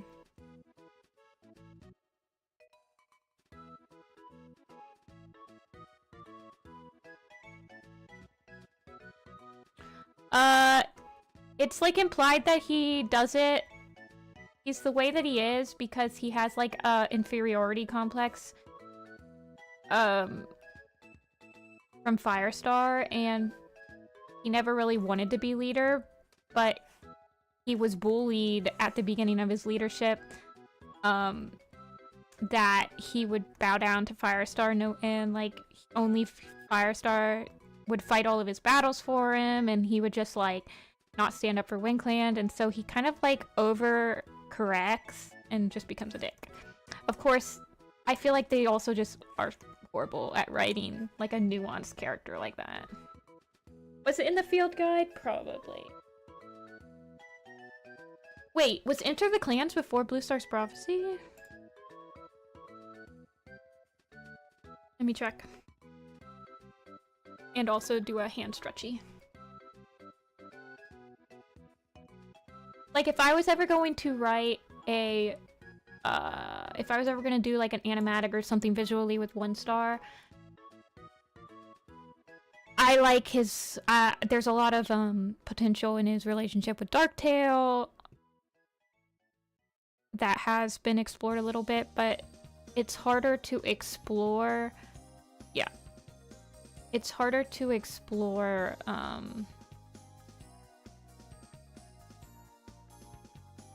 his like inferiority complex. I feel like there are some songs that you could probably cleverly do it with, but also not a lot of people like. I like 1 star enough to like actually do a whole project with him. But sometimes it's like refreshing to see characters where you're like, I never really thought about that character like this.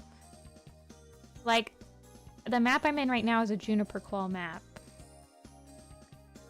And I liked it because I had never really seen anything done with Juniper Claw.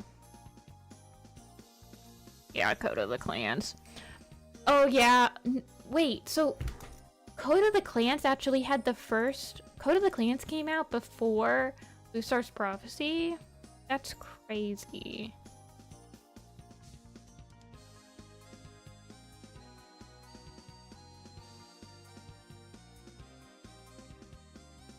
Oh, it came out literally the month before. That's why I'm like, that's crazy. Yeah. They probably put it in there as like a teaser.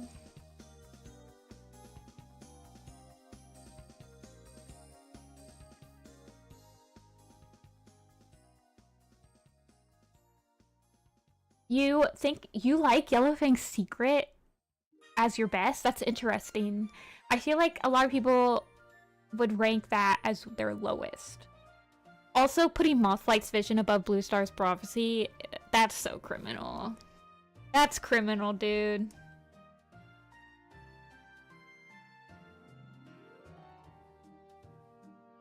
Yellowfang's Secret is a big nothing burger for me. There's just... I like characters in Yellowfang's Secret, but the entirety of it is like... Okay. Like, there's some good parts in it, but there's a lot to get through to get to those decent parts.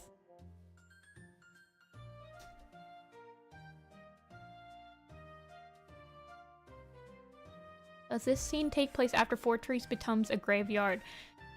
Technically, yes. I mean, you could technically say that every single Fourtrees spot takes place after it becomes a graveyard. But this takes place during the 6th book. So it is not right after the final battle. It is a year or two after.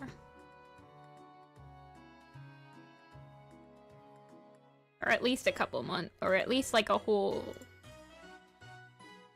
quite a few months, at least like a half a year after.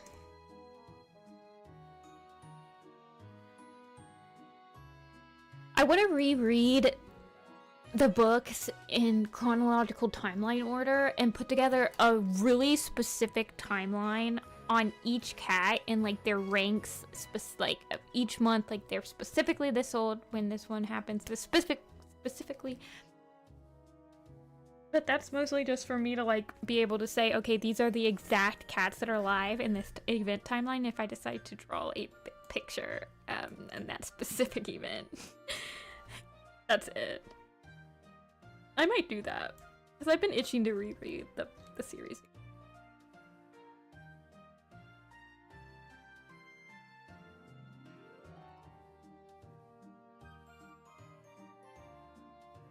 Yeah, Yellowfang.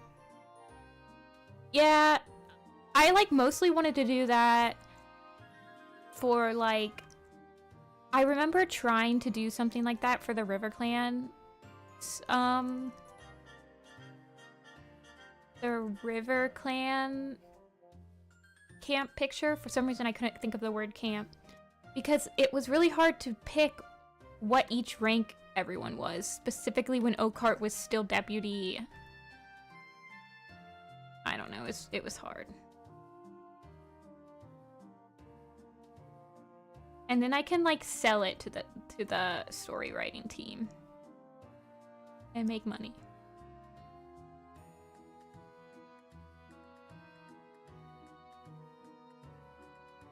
And then profit.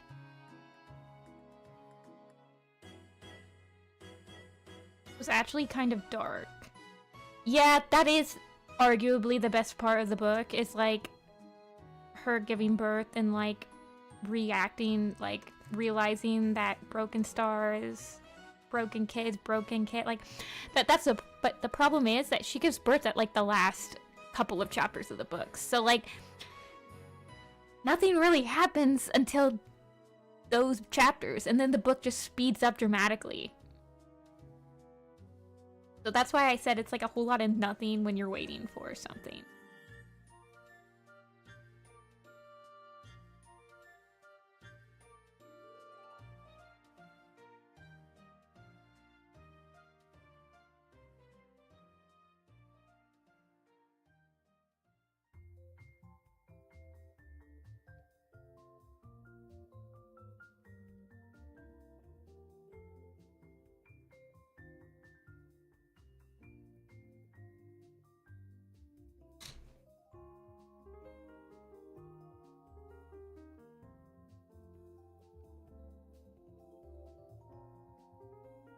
I think it'd be interesting to, like, approximate...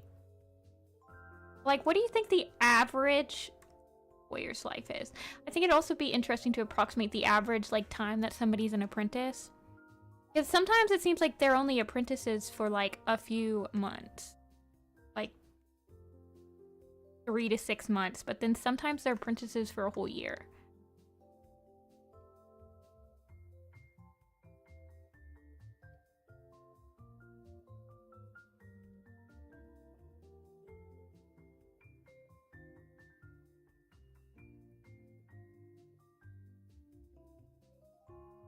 Oh, they definitely use the wiki to, like, outline timelines. Like, the events timeline on the wiki, they use that.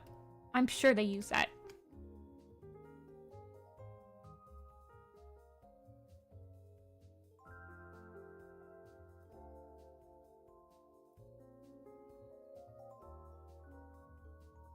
Yeah, like, Root Spring was only an apprentice for, like, a couple of months.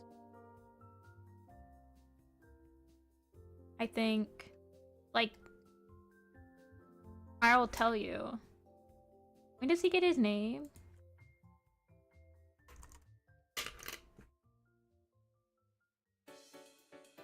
It's his name in the middle of Veil of Shadows.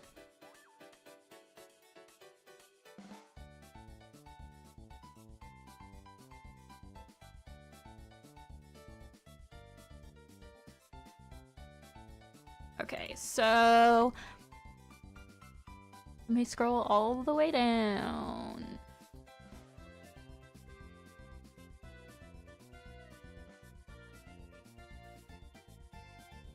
What about Bristlefrost?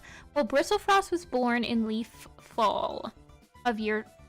So winter of year 11. And she is shown getting her warrior's name in the winter of year 13. So she probably had about 6 months. But listen to this. So Root Kit is born in the summer of year 12.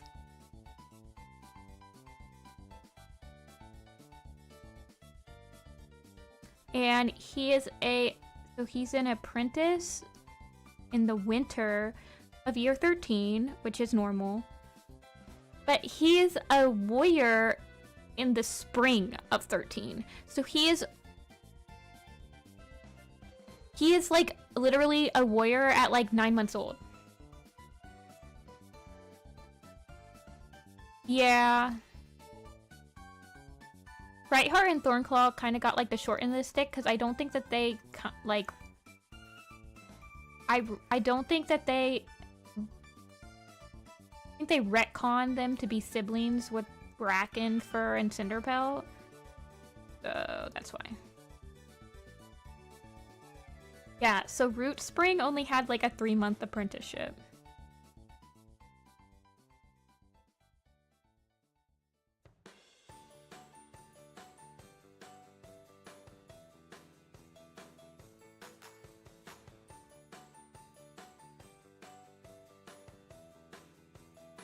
Yeah.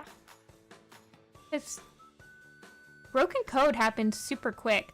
Broken Code happens within, like, the entire arc of the Broken Code only spans, like, 9 months.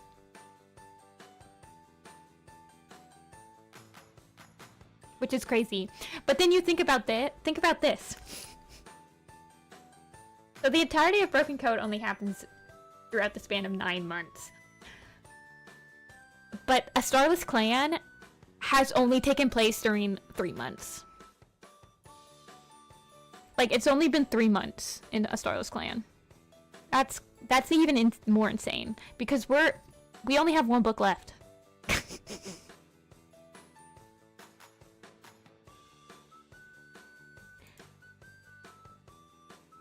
So, that's crazy.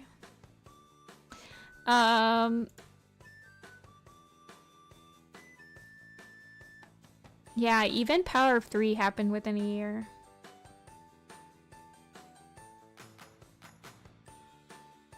Yeah, there's gonna be another series. Maybe the series after Starless Clan will only take place in a month. But it's crazy to me because I'm like, oh man, Frostpaw is not even gonna probably get her Warrior Cat name before the end of the series. And I'm like, probably not, because she's only like 9 months old. Frostpaw is 9 months old. She is younger than Swiftpaw when he died. Swiftpaw was, I think, a year old. No, he was a year and a half old. She is half a year younger than Swiftpaw. Yeah. Crazy.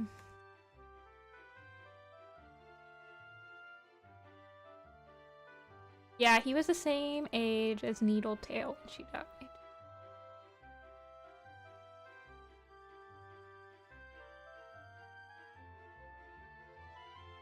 He's the same age as Nightheart, yeah.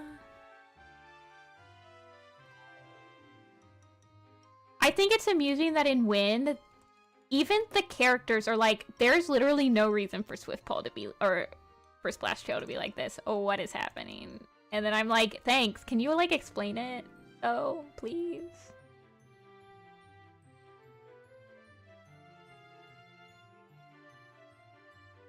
Like, he just has like a major inferiority complex. That's it. He's just like super ashamed of his family and feels the need to fix it.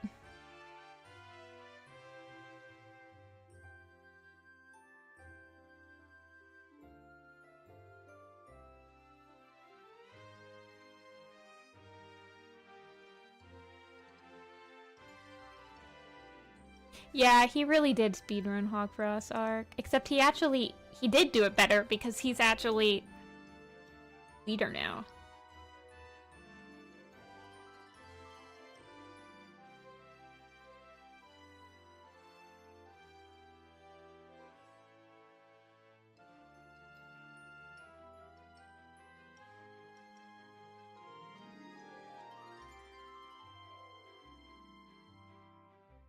I think that they could do a Curl Feather graphic novel.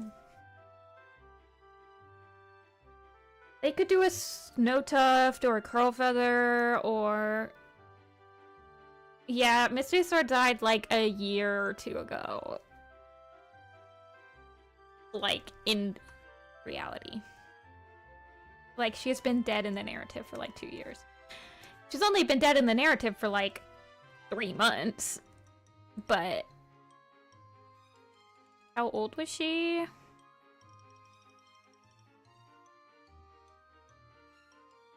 She was 15 years old. 15 and a half.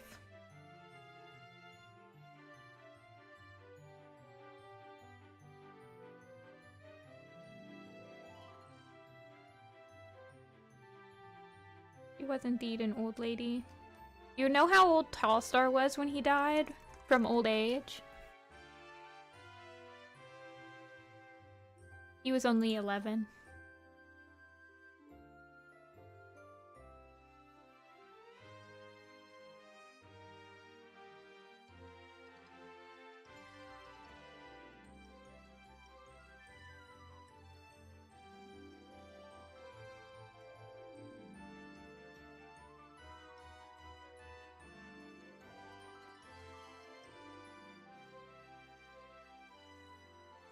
I don't think Swiftpaw should get a novella. Honestly.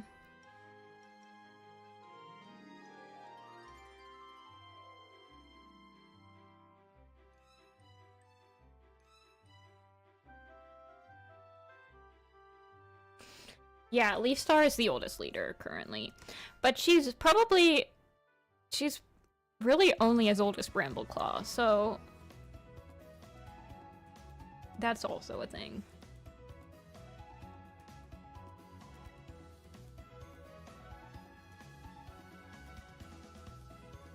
Yeah, the fading thing's crazy. But I imagine the people that do get, like, start to get faded, they're probably like, yeah, I'm good. There's only so much you can do in StarClan.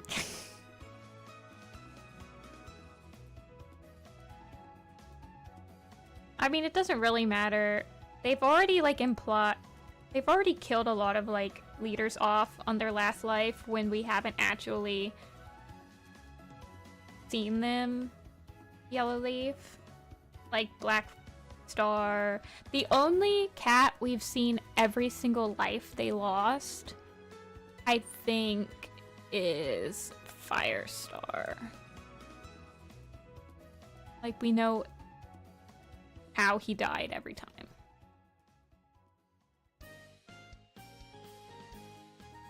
Except for, like, Tiger. I mean, you can count Tiger Star too, but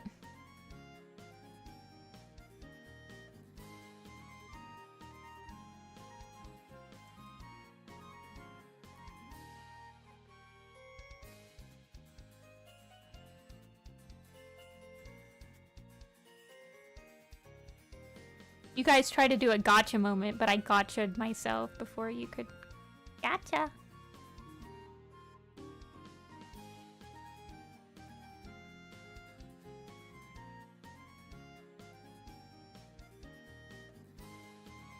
Okay, you say that, Cool Train, but he was literally only leader for a couple of years. Like, I mean, he really was not leader that long. Like, Firestar was leader for quite a few years. So, Firestar was leader for year 3 to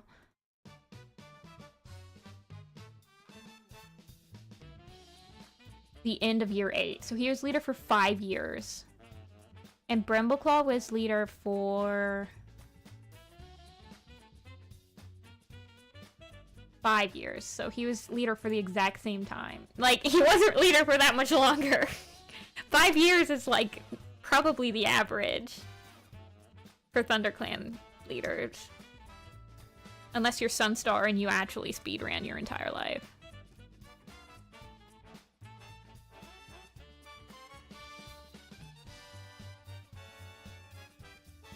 You're the one that got the soul! I was wondering if I'd ever get to hear from the person that asked for the soul doodle. I'm glad you like the print. I'm sorry that I don't have my soul one available yet. Yes, she's dead, Shadow. I will not tell you how. It will be spoiler for you.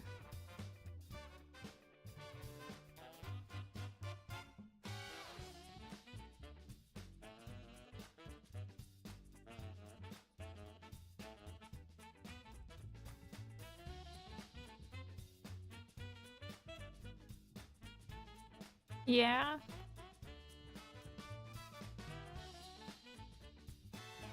Woman moment. arguing.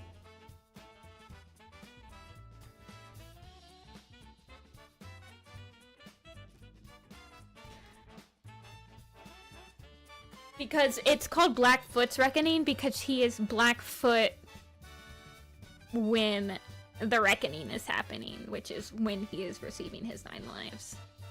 He doesn't become Blackstar until he's done receiving his 9 lives, so that's why they named it Blackfoot's Reckoning.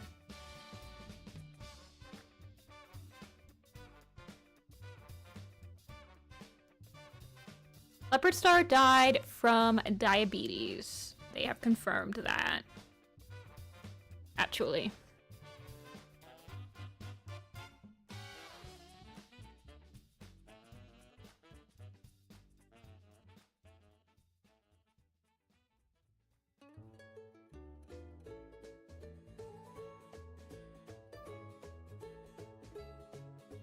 The war criminal has diabetes. Yeah. They confirmed it, and it's like hinted at in the... I think it's hinted at in The Fourth Apprentice when Jay Feather says that... I don't remember exactly when, but she like loses her appetite and she gets very thirsty. She doesn't want to eat, but she's like constantly drinking like she's dehydrated. And that is a real life sign that your cat has diabetes if they're constantly drinking water and constantly... Yeah, in Misty Star's Omen, I think they talk about it.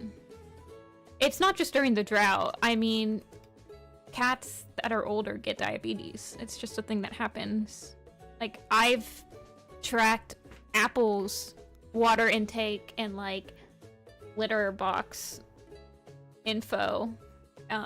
Like, once a year I usually track it just to make sure she's not, like, drinking or peeing more than she should, because she is older.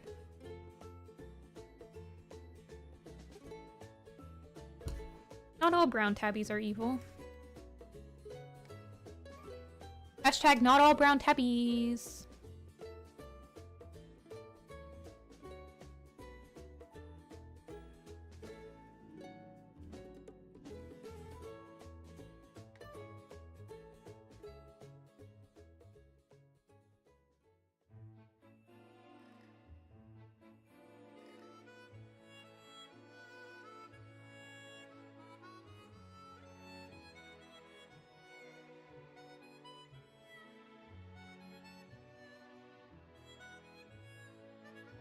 Windrunner's a brown tabby. Longtail's a brown tab. Well, I guess he's a pale tabby. Crooked Star's technically a brown tabby.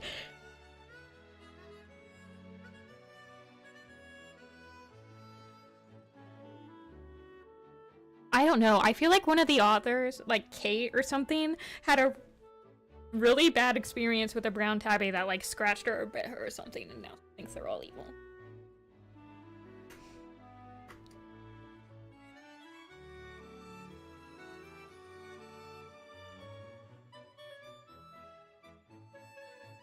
Yeah, she definitely took it personally.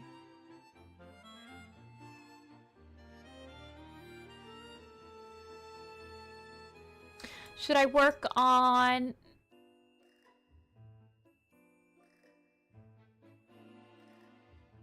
Should I work on Alder over here? Alder, Thorn, and Dew? Or should I work on Nettle and Redclaw?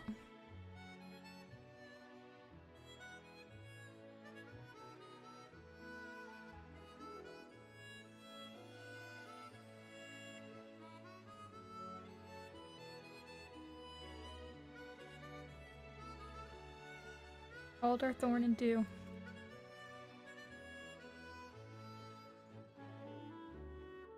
I mean, I'll probably end up doing both of them, all of them on stream, so it's just a matter of who goes first. I feel like just drawing cats today instead of like lining more background, so.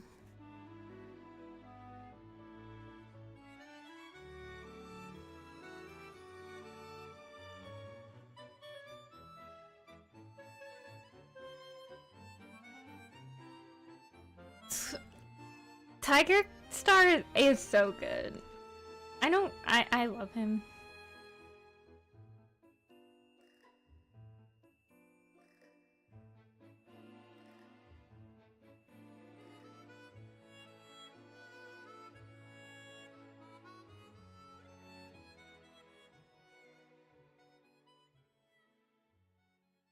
Yeah, I'll stream drawing the background, Phoenix. I just don't feel like... I mean, I might end up drawing, like, lining more of the background after. I just feel like drawing cats right now. But I try to stream as much as I can on these, because I know people like to see the progress. My progress. Okay, older.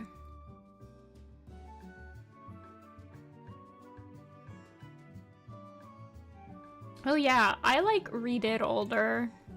She's on my other computer, so we're just gonna have to use this.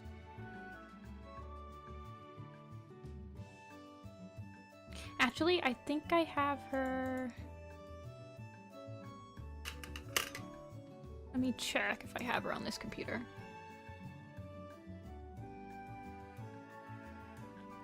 It's okay, Angel. I actually have my clan drawings as my screensaver on my PC. And my sister was like, don't you think it's kind of egotistical to have your own art as your background? And I was like, whatever. I didn't have anything else to set it to.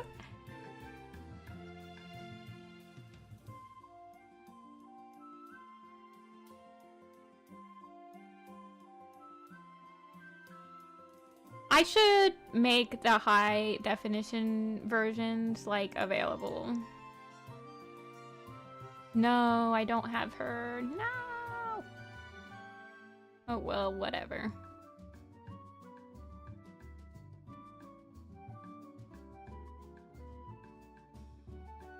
What's my opinion on Spotted Leaf's heart?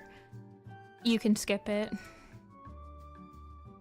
It adds nothing to the timeline that's, like, actually relevant to the canon. And it retcons a lot of stuff in a poor way. And people don't like how it's written. So, if I had to tell you to skip... If you had to skip 2 warrior things, you skip Redtail's Debt and Spotted Leaf's Heart. Because they're both, like, horrible retcons. Obviously written by somebody who has not... read... Like, it's just, like, bad. Yeah, it's stupid. A lot of people don't like it. I think it's, like, universally the least liked book of, that they've published. Or, like, the least liked story. Is Mothwing's Secret worth reading? I personally didn't get a lot out of it, Coltrane. It is, it rehashes, like, literally everything. There's not really any new information in it. The only interesting part about Mothwing's Secret is that there's a chapter or 2 that is Mothwing during the Great Battle at the end of Omen of the Stars. And that's, like, some of the only actually new content that we get to see. So...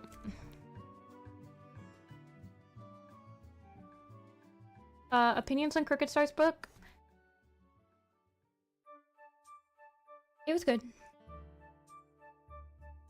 I think it's a solid book.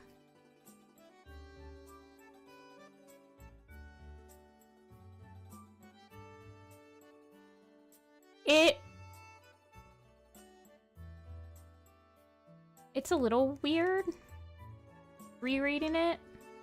Like, there's some, like, weird scenes in that book that don't really, like, match with any of the continuity of, like, other...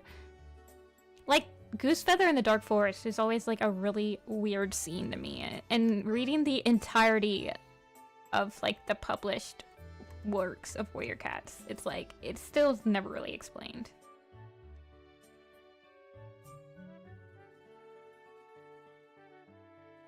Aw, thanks, Audrey. Glad to see a familiar face. Or at least someone that has stuck around during my art journey.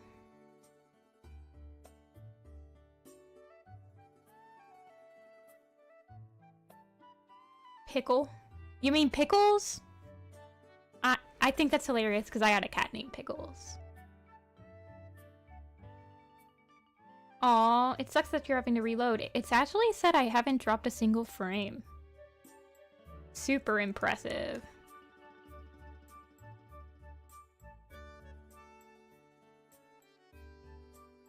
I'm the same, Rappy. I still read every single book. Although I did skim Red Tail's Debt.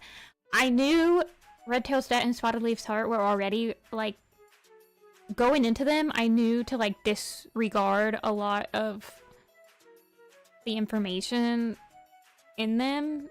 Because in, like, the series timeline, it makes no sense. And it retcons a lot of, like, personalities. But I still read them because it's, like, my completionist brain doesn't let me just skip them. Like, my brain would not forgive me.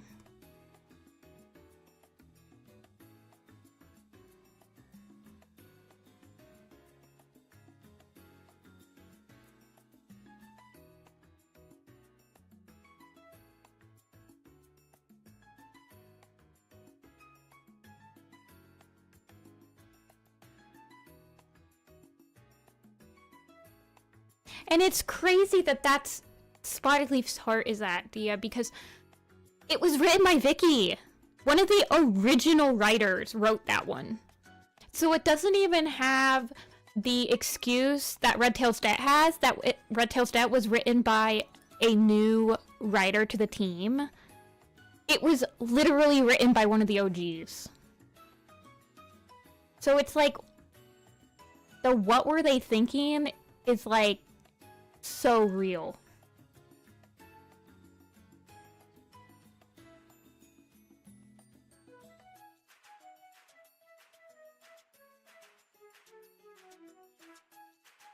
It's crazy.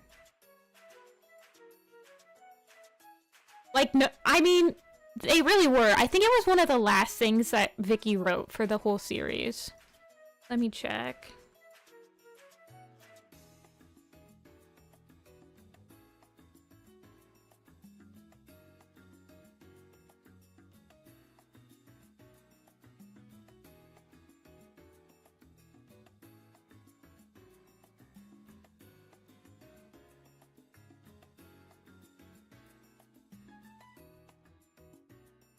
It was. It was the last thing she wrote for the series. And it's crazy because Vicky also wrote Pine Star's Choice, which is okay for what it is. She wrote Ravenpaw's Farewell and Goosefeather's Curse. Like, really solid novellas.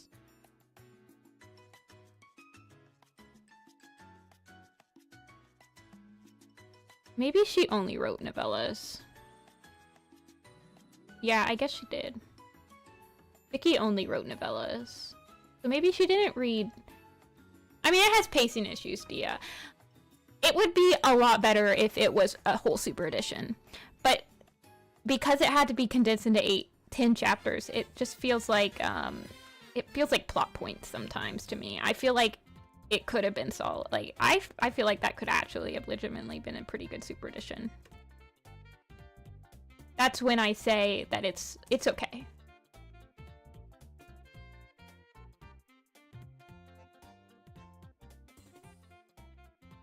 Yeah, there's so much interesting things that happen in Pine Star's Choice, but it's so short that they can't dwell on it very much. So that's like the disappointing part of it. You're like, whoa, whoa, whoa, can we go back? Because there's like such a time jump between each chapter that it's like you just don't get enough time to...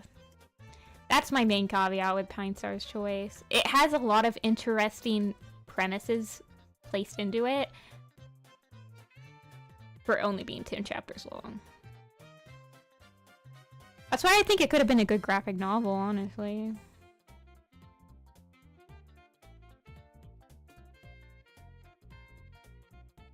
I know, Leopardfoot is like a fever dream.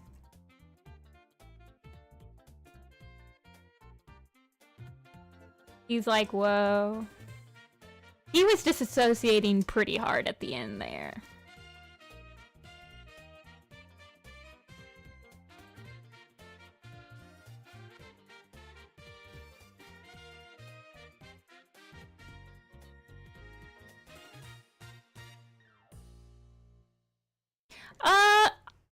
honestly like a lot of the manga stories. A lot of them are supplemental, but they never feel like they're trying to tell a story that's too big, you know? So like the graphic novels always tell a really nice condensed story, and it never feels like it's trying to, I don't know. Like you have the Gray Stripes Adventure one, which is just telling Gray Stripes' story of him leaving the clans and rejoining. And then you have Ravenpaw's Path, which is just telling a specific story of like Ravenpaw finding his footing, and you know, so it's like they never feel like they're really nice supplementals, and I like the having, I don't know, I like them, but I would recommend, I just like reading canon material from series as I enjoy. Even if it's bad, then I can like complain that it's bad. I really like Crowfeather's book, Gummy Cat. It's one of my favorite new novellas. Like, I would say there were after the prequel, not novellas, after the prequel super editions, like Yellowfang's Secret, Tall Star's Revenge, Crooked Star's Promise, Blue Star's Prophecy, you had Bramblestar's Storm and Mothlight's Vision, which were both super weak, way too long, a slog to get through. Then you had Hawkwing's Journey, which was a little bit better. And then you had Tigerheart's Shadow, which was pretty okay for me, but I hated the fact that you had to read it to like kind of understand what was happening in the last half of A Vision of Shadows. So like I hated that it was required reading almost. But I did like it. But then you have Crowfeather's Trial, which is like, it has the energy of the prequels in that it's supplemental, but it has like, it's a really great character study in the grand scheme of things. It's still a Warrior Cat book, so it's not like, oh man, colleges should be teaching the character development of Crowfeather's Trial, but it's a nice change of pace from like the rest of the series.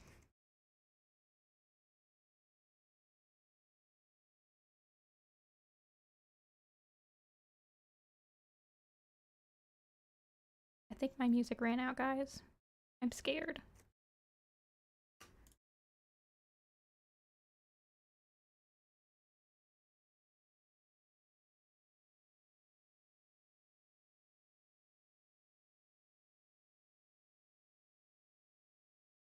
This is a very specific. You think, guys, we should try this one. 1 hour of Nintendo cooking music, volume 2. I think we need to try this one. This is a very specific playlist.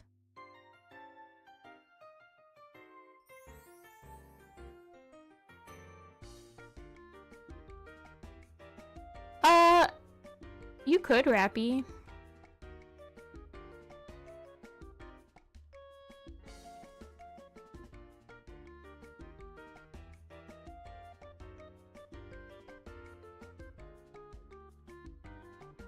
I mean, there's nothing that's really gleamed from the graphic novels, so you could skip them.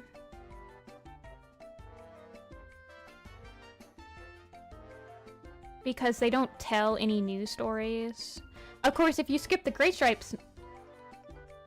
If you skip the Gray Stripe manga, then you never really get to meet Millie properly.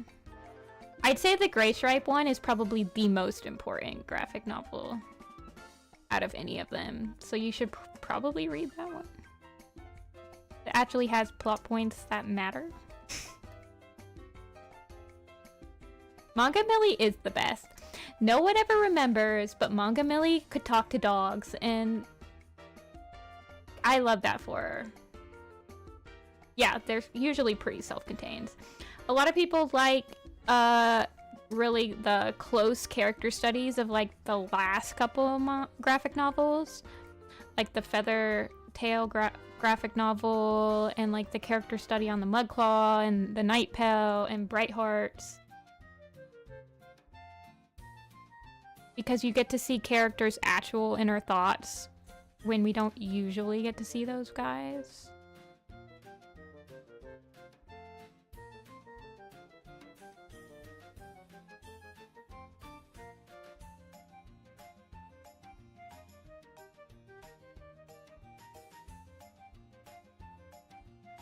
I don't know how what I was on when I was designing her markings.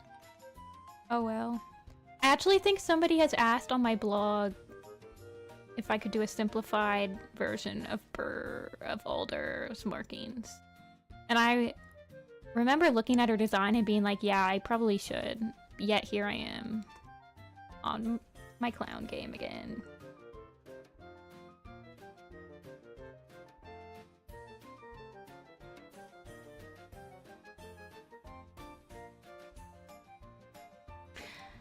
Yeah, I mean, James had been doing the comics for years. Like, even when he wasn't releasing, like, official comics, like, there was kind of, like, a lull between Sky Clan and the Stranger and Shadow and River Clan where he wasn't making, like, full comic.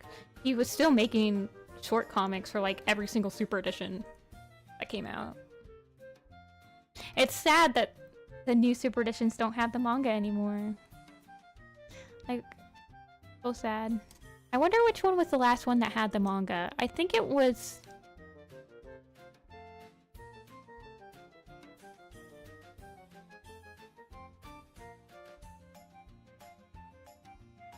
I think... Oh, well, Tiger Heart Shadow had a manga. I think that there's a manga at the end of Crowfeather's trial. I'm not sure which one had the last one.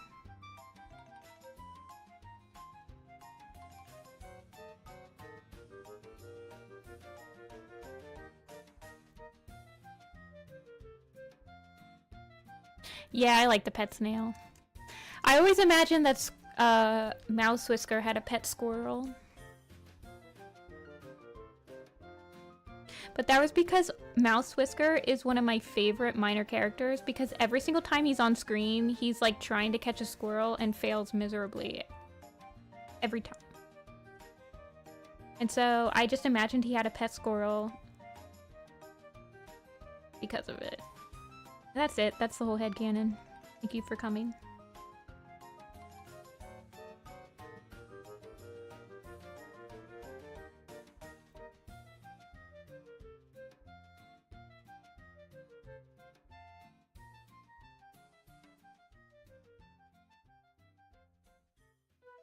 Yeah, Tiger Star and Sasha doesn't have my favorite art style. There are a few people in the fandom that was their first book. It's the Tiger Star and Sasha one. That are pretty prevalent figures in the community.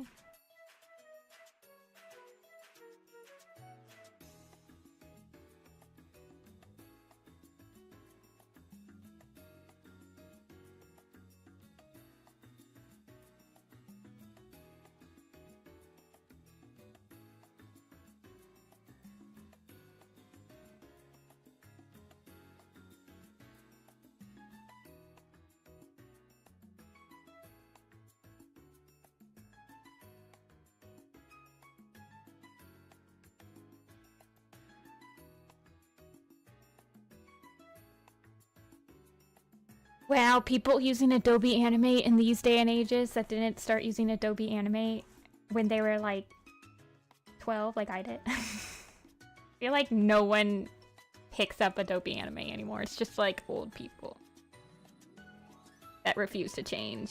Me. I'm calling myself out.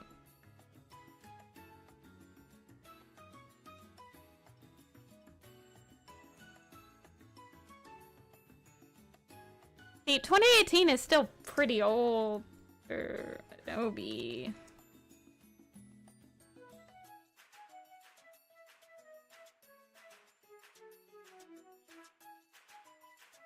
River Star Super Edition is the only one that doesn't have a comic at the end. Are you sure? I feel like One Star's Confession didn't have one.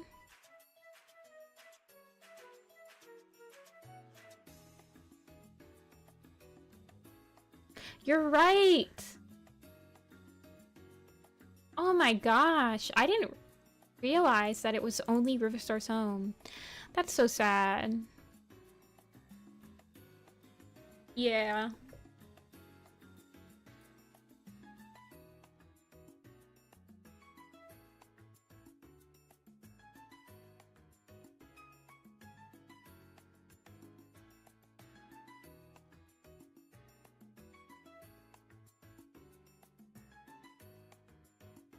Older.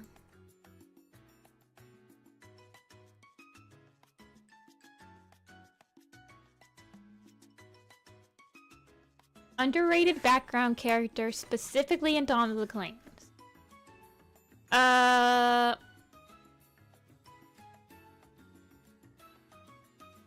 Probably Dust Muzzle. But I love his name. Dust Muzzle is such a cute name.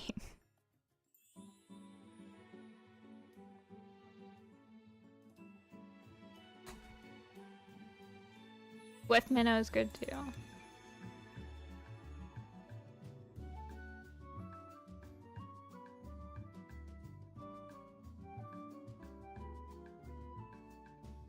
Drizzle.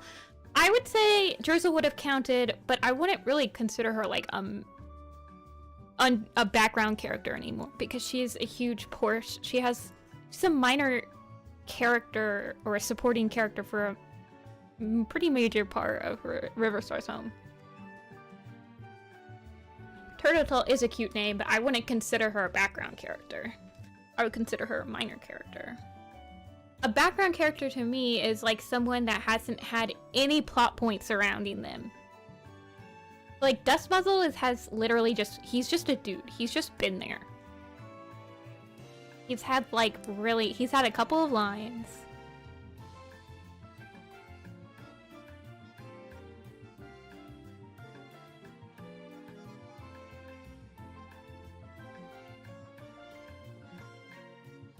Pad from Gray Stripes.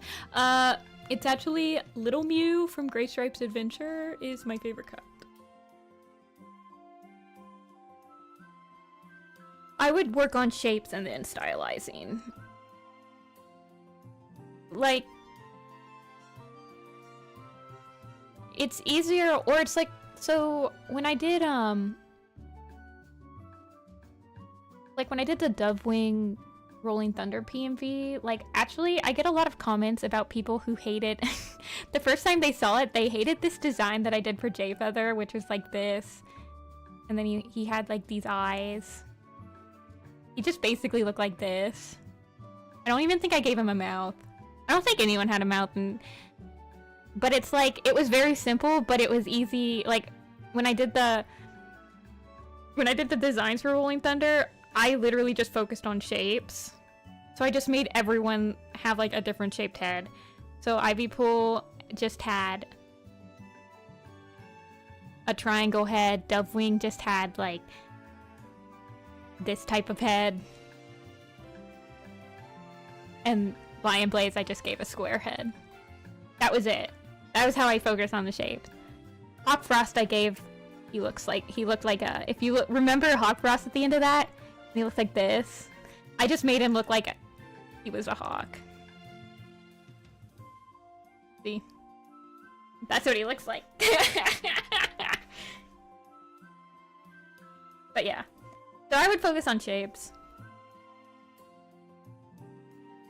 A lot of people, I get comments on that's like, I really hated the character design of this the first time I watched it, but watching it over and over, I've grown to love it. And I was like, thanks. It was very different than everything else I was putting out.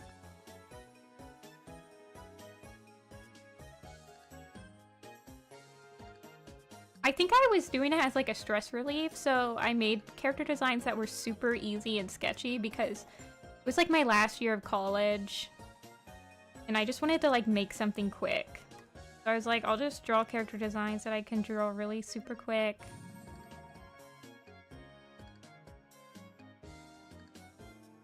Yeah, Dia, I've noticed.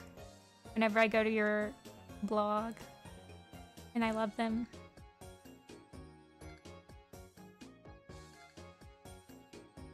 Yeah, being too realistic and trying to stylize them, there's only just so many you can do. With like thousands of characters if you're doing warrior cats. I mean, you could realistically design like 10 different cats. But like once you start getting just like the amount of casting that's in Warriors, it's like it's just not feasible to have like an entire cast designed realistically.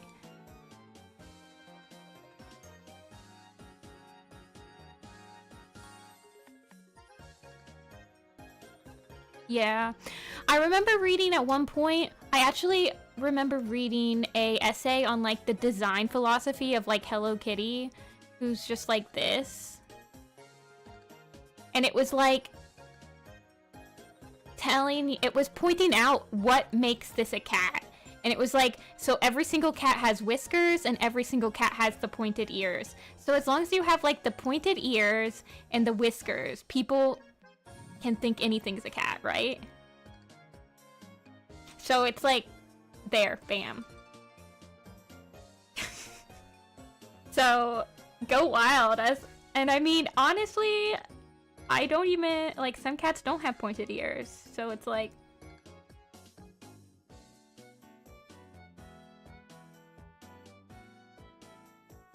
Yeah, obviously you can't give cat whiskers, like, if you're animating them. Really. But I mean, there's other things that make a cat, like their tail, their ears, their nose. Some people just do whiskers like this. Some people will just do like the dots, you know? But it's just like stripping cats down to like, yeah, the eyes. Eyes are very... Like, you have the oval, and everyone's gonna know it's a cat, right? This is a cat eye. So, like, even if you had square, and you still had, like, kind of cat. So it's like, you just have to kind of be like, so this is a cat because of these things. So I can, like, modify everything else, and see if I can make it still look like a cat, or whatever. A lot of people don't use whiskers on cats. I use whiskers on my illustrations, but I actually don't put whiskers on my camp pics because there's so many of them. And the way I do whiskers leaves so many things open to like making tangents because I make them floating. So I just don't worry about it half the time.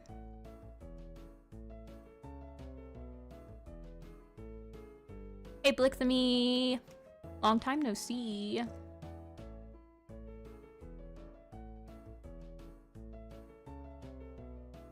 Over 200 layers? Yeah. A lot of them have been merged down, to be fair. But, yeah. And also, it also doesn't make... Like, if I accidentally make a layer and I delete it right away, it doesn't, like, reset the counter. So... Trying not to be worried when my file says I'm on like layer 550. This drawing has like 54 cats in it, which is probably about 20 or so more than like my most amount of cats I've drawn in other pictures, so I'm a little worried. But it's also a test run for my tribe picture, because my tribe picture could have theoretically like 100 cats in it, so yeah, Dia. I remember one of my friends got into One Piece and I was like, I would never get into One Piece. There's too many episodes. I don't have time to sit down and draw, or not draw, and watch all of them. And my friend turned to me and said, Jessica, you've drawn 1,400 cats. Like, what are you talking about? And man, they got me there. They really got me. I didn't have a reply.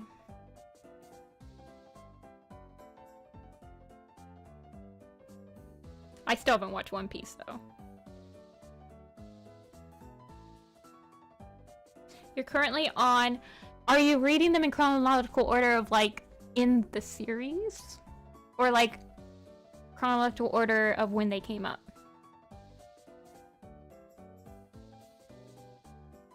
I think this, yeah, this is a girl.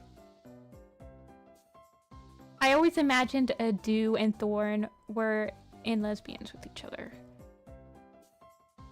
Or at least had a crush on each other. But then Dew moves to River Clan and Thorn stays in Sky Clan, and then it's like, ugh, the drama. So in this picture, Dew is giving Thorn a hard time. You know, making her blush and stuff.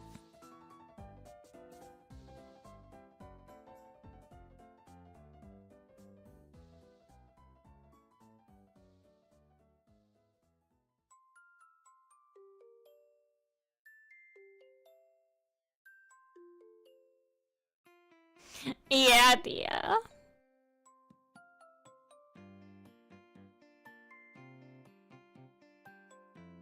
Don't you, Squidward. Alright, have fun lurking, Drago. Okay, in the series, yeah, so you're reading Shadowstar's life. So that means you've read Riverstar's Home. You're only on Shadowstar's life? I feel like you should be further. Because there's Riverstar's Home, all 6 books of Dawn of the Clans, Thunderstar's, Echo, and then Shadowstar's Life. So Shadowstar's Life should be like the 7th book you read.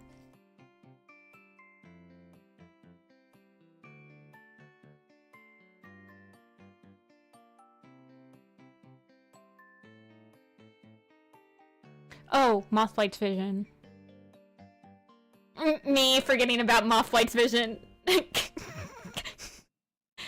Of course. My brain refuses to admit that that's a book.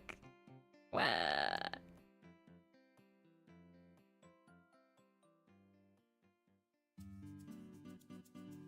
Yeah, for a second there I forgot Mothlight's vision existed and it was great. I had a house. I had a 401k. I had over $1 million in my retirement savings, and then Mothlight's vision. Oh yeah, Thorn's one of those characters that never shows up when you search for her on my blog. I have to go tagged Thorn.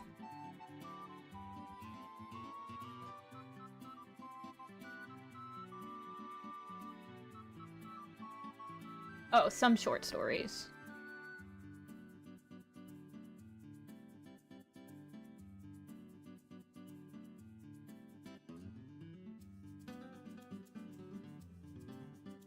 I want to read them in chronological series timeline. I read them in chronological release order.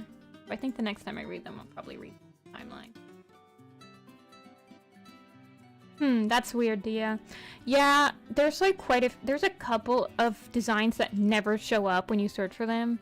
Dappled Tail is like that. So I'll get asks every once in a while to be like, I don't see Dappled Tail on your blog. Whatever, you know.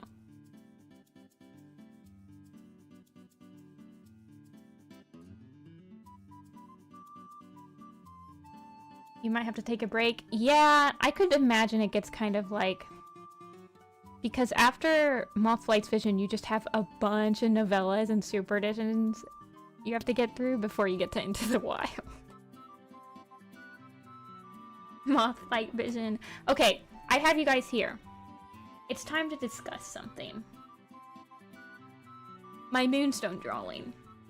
I need to get the Moonstone drawing finalized. I do not know which... like, what setting I should do my Moonstone in. The obvious choice is to do Mothlight Discovering the Moonstone. Have the little moth land on the moonstone, etc., etc. I don't like Mothlight. So I am desperately trying to decide who I could replace with Mothlight.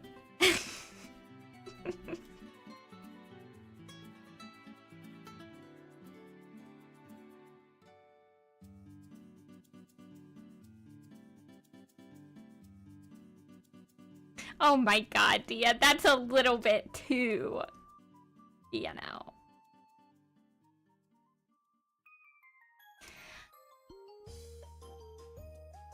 Yeah, Apocalypse, I was also kind of bothered by that at first, but it's not too far off, so I mean...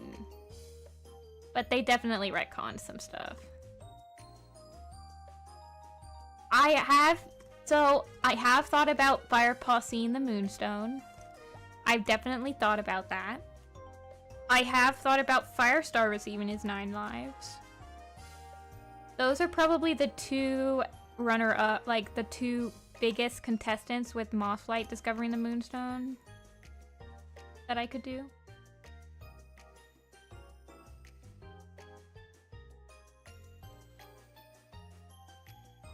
Yeah, I could do that, Crystal.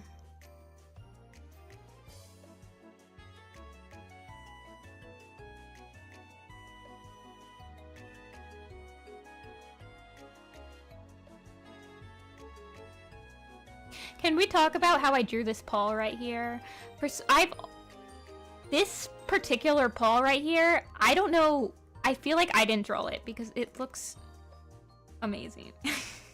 And I'm like, I could not have drawn that because I've tried drawing paws. It is an amazing paw. I feel like I had to have referenced something. Like, I had to have had a proper cat paw reference to draw that because it's... looks... I don't know. A broken clock is right twice a day, I guess.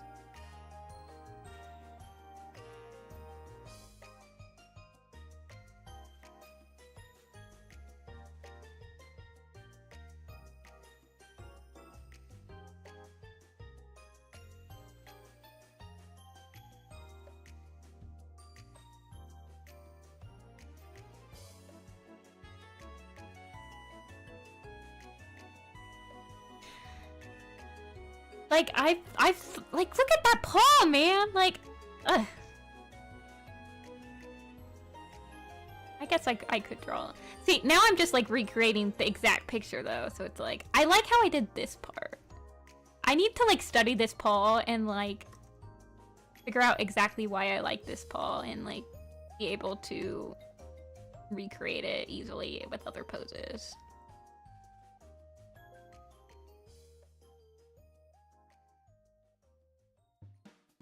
There's a couple of, like, design, like, poses in my design blog where I'm like, I need to study this picture and figure out exactly why I enjoy how it turned out so much so that I can, like, recreate or, like, adopt it properly into my style.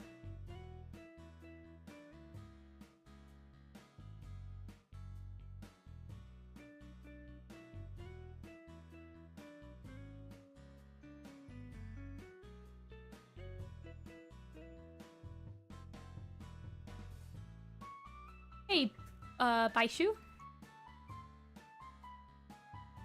And welcome for your first time.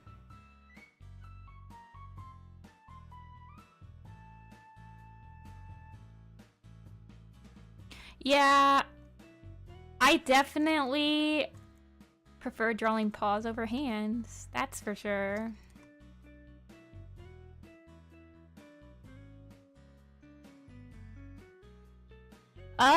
I really like my claw face design, my claw face picture. Not claw face, sorry. Claw whistle, the Warrior Clan person. And I really like my...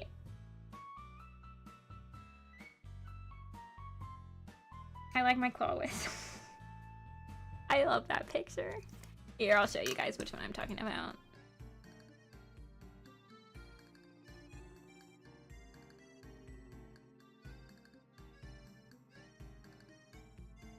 I love this picture. I feel like I captured... Do you ever, like, draw something and it happens so rarely, but you're, like, completely satisfied. Like, it came out exactly how you did. I wish I did better on his tail. Like, I hate how his tail fur kind of, like, breaks that line of his back. But I could probably, like, simplify his fluff a little bit more. Yeah, I love that one. Yeah, I like that one. I made him look like Fire. I imagined he was related to one of Firestar's kitty pet siblings. So I made him look like Fire. Yeah, the line of action could probably be smoothed out, like, with the more simplifying of, like, the fur. The other one that I really like is... this one. I don't know what I was on when I drew this picture. But I also really like this one's pose. Yeah, I imagine Fireface and Claw Whistle were probably, like, siblings. I don't know what I was on when I did this pose, but it's, like, so action-y. Look at it. I'm pretty sure that I'm completely breaking cat anatomy with this paw right here. Like, he is, like, turning into super human anatomy, but I do like that picture. It's just some random rogue from, Darktale's group. But it's pretty good.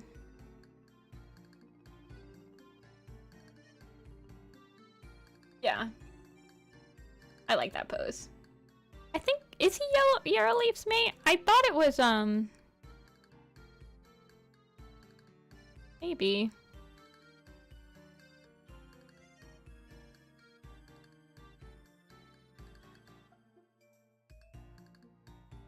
Yes, he is. He is a brown tabby tom with long, spiky fur.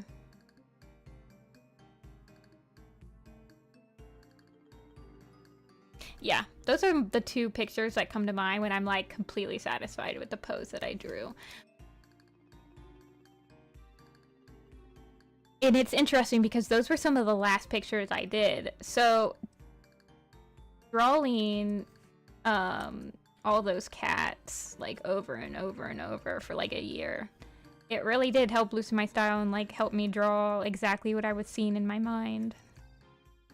Would recommend if anyone has, like, an obscene amount of time. See, Russet Fur's pose, I don't think it's aged well. I would like to redo Russet Fur's pose because I feel like, I don't know. I also don't really like her design. Like, I've already redesigned her. Or at least simplified it. Made it more, like, cartoony and to fit in with, like, a lot of my other cartoony designs. Because she's got a realistic design. I would, but I have so much other stuff that I'm doing, Drago. It's like...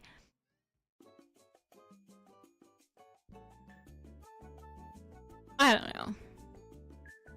I'm trying to design a t-shirt, and I'm trying to design merch for my booth coming up at the end of June. So... I just haven't had time to sit down and draw more designs. I obviously want to. I haven't, like... I haven't, like, given up on the blog or anything. I've been having to focus on other things. Like these camp pictures, because I'm actually making designs from them. Or I'm making merchandise from them. And you could argue I make designs from the design blogs. I do the buttons. Like, I need to update... I need to get out my ARC 8 buttons. I think I know who I'm gonna put in it now. Like, I'll have Nightheart, Sunbeam, Frostpaw, Curlfeather, Berryheart, and Splashtail, I think.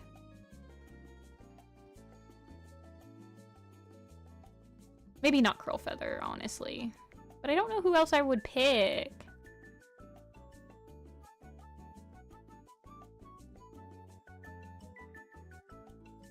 Yeah, that's what I used to do, I used to, do a design as, like, my warm-up.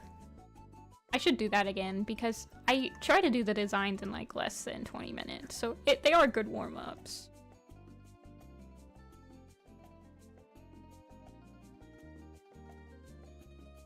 Yeah, I do freelance stuff, and sell stuff at my store, and, like, currently. As I'm in between, like... I'm in between, like, a desk 9-to-5 job.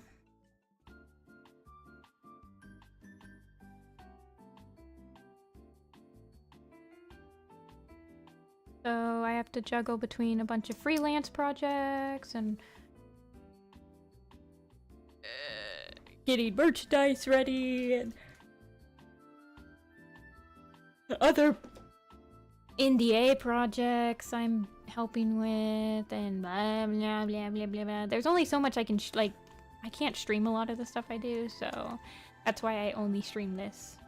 And I need to start up commission streams again, but I did not shrimp. I didn't go to university for any type of like film production stuff. I do have a degree in studio art. But that just means I took like a bunch of general art classes.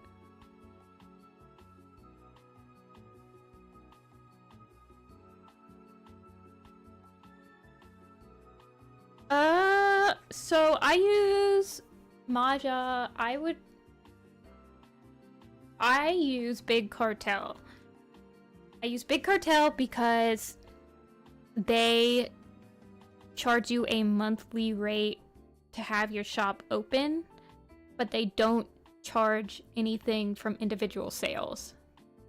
Maya? Okay, sorry, Maya.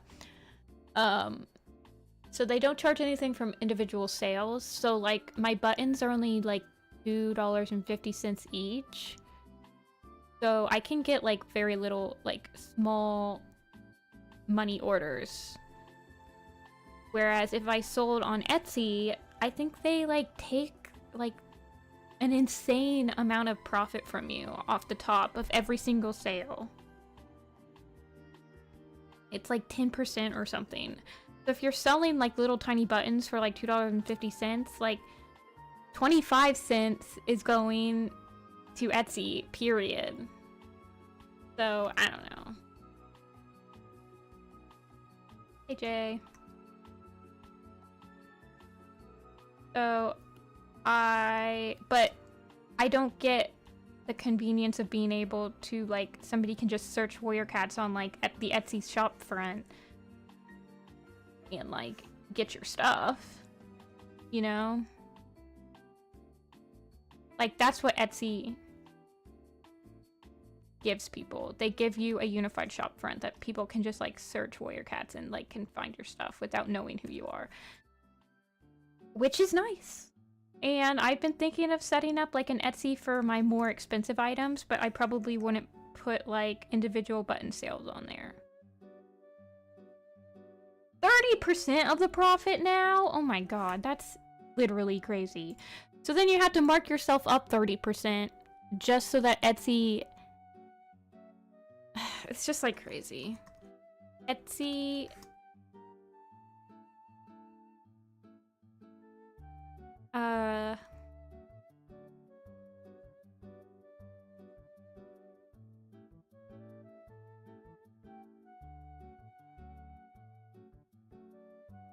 Yeah, and then you have to... You get charged a listing fee, and then...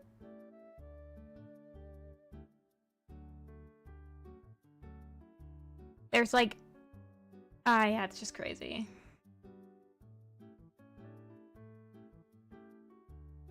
I don't think I have a southern accent. I was born and raised in Ohio.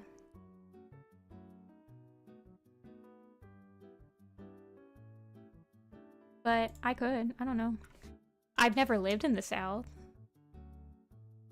So I shouldn't have a southern accent. Although... Yeah, I don't know. I mean, I live around Columbus, so...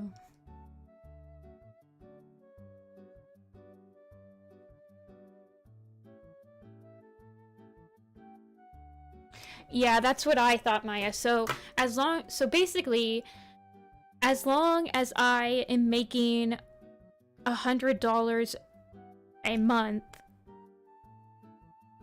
well, so if it is 30%, then that means that as long as I'm making, what, like, $300? No. I don't know. But it's like, As long as you're making enough that the $10 to keep your shop open a month is worth it, then it's more worth it to have a monthly cost. It's just like a cost thing.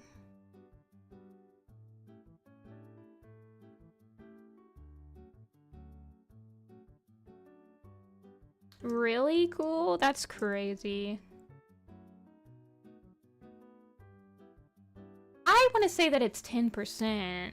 It might be 30% after like a certain margin, but I'm not sure because I haven't checked in a while, and the last time I checked it was like in 2020, so it's probably gone up since then. I would trust Via.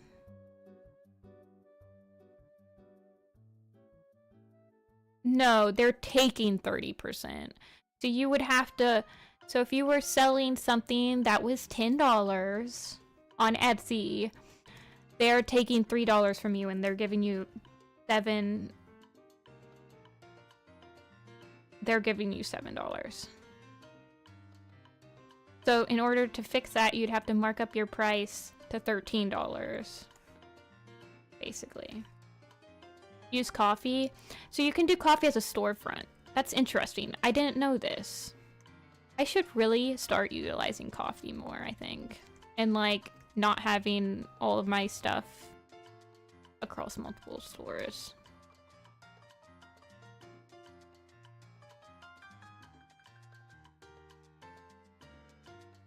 I mean, Etsy can be profitable for people that are making like things that a normie person would like that a normal person would like look up, probably.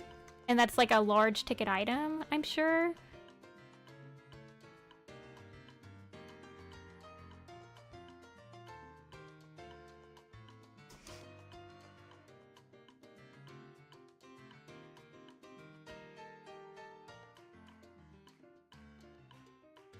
Yeah, I just hated the idea of forking over a fee during every single transaction. I was like, that's kind of insane. So I've never had Etsy, but I'm doing t-shirt designs, and honestly, t-shirts would probably sell pretty well on Etsy, so I might open an Etsy store for my t-shirts, or my art prints, maybe. But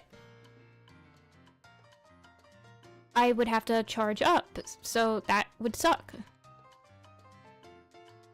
Because I'd have to charge up to take care of the processing fee. Or upcharge.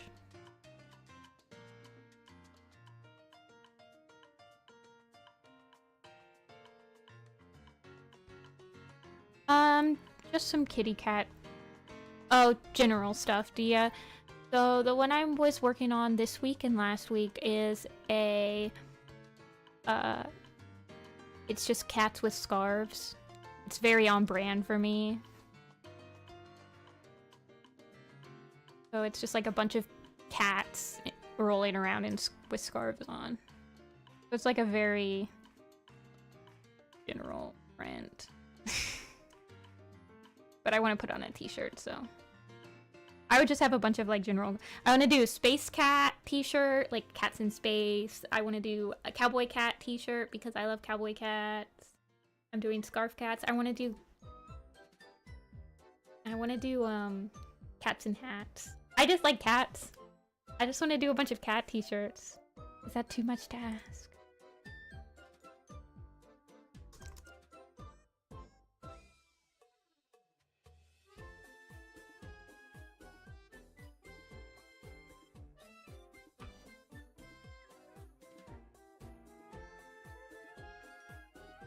A park ranger tee.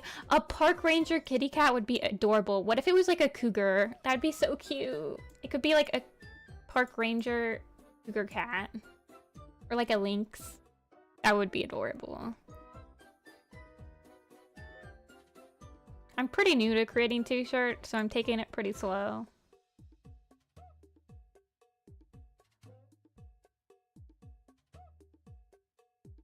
I would love to do like a... Or like a hiking...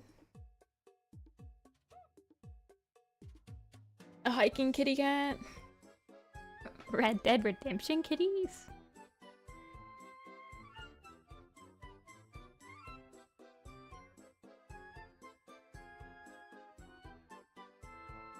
Red call. Very carefully.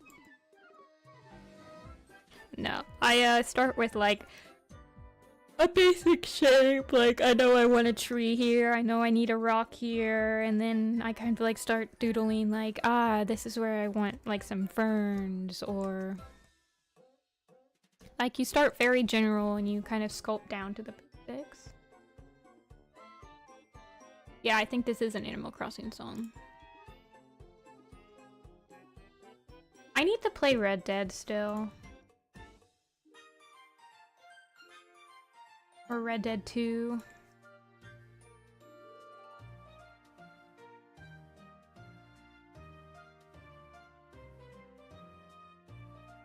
Yeah, I've heard good things about it.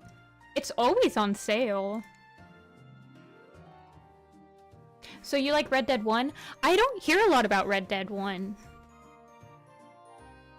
I just didn't think that it was kind of like a Baldur's Gate 2 thing where there was so much time in between the stuff. Aw, thanks for the $1 dollar. Not sure what that is. Is that a ruble?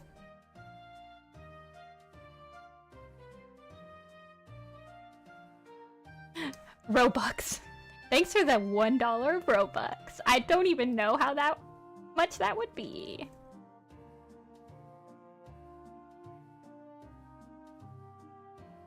Yeah, I assume it's rubles. The little Hamtaro popped up. I'm a Robux richer.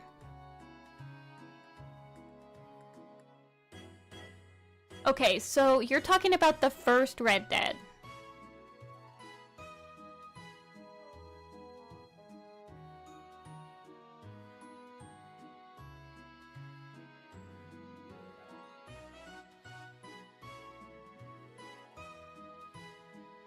Actually, I think I want to shorten. I'm gonna sketch him out a little bit more because I want him to be a little simplified.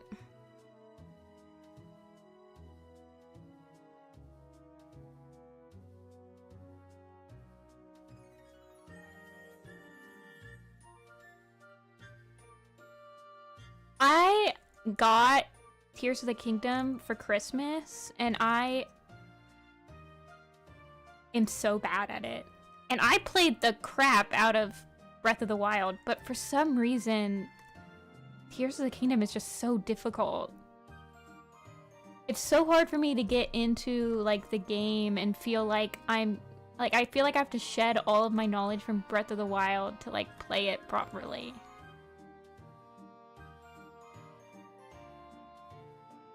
You like Red Dead 1 more than 2? Typically, if I get into a new series, I like playing every single iteration. Like, eventually at least. So I think Fallout 4 is an example. So Fallout 4 was my first Fallout game, but I got Fallout like 1, 2, 3 in New Vegas because I was like, oh, I really like this. I really like the world building. So I played Fallout 1, which was very interesting. I mean, it's a game from the 90s, so it's very different, obviously. But I typically like playing, like, the really old games of series that aren't necessarily, like, anything like the newer iterations. Especially if I like the world, you know?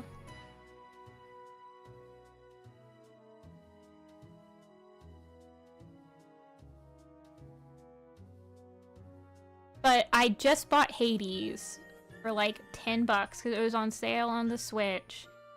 And it's my birthday tomorrow, so I bought it. So I'll probably play that. Hades is good, and I've been meaning to play it, and it came back into like the public sphere of talking because the second game is coming out soon, and I was like, oh, this is the perfect time to buy the first game because it's going to be on sale for super cheap because the second one is just around the corner. Hades 2 is coming out next month, I believe.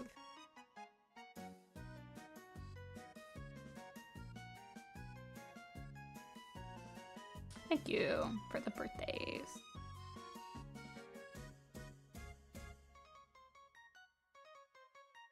I have not played any of the Red Dead's, Rappy. It is definitely a game that I'm interested in, and I have watched streamers play Red Dead 2. They weren't playing the story when I popped in, they were just like messing around in the world, but it's definitely something I'm interested in. Yeah, Hades has returned to the cultural zeitgeist. And being like a Greek person, I feel like I want to play Hades now. I saw that they got Apollo. Apollo is one of my favorite Greek gods. And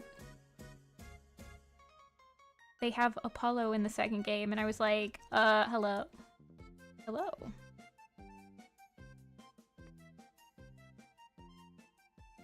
I haven't seen the Fallout show yet, so no spoilies.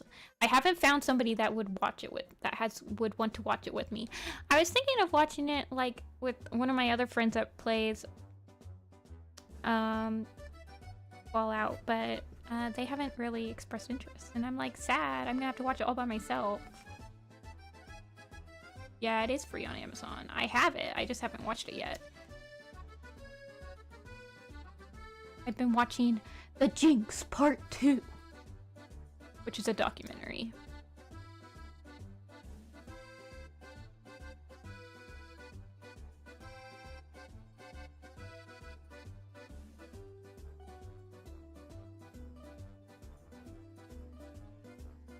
Yeah, I've heard really good things about it. Apparently my dad watched it when I was asking him about it, but he hasn't played like a single Fallout game, and he was like, it's okay.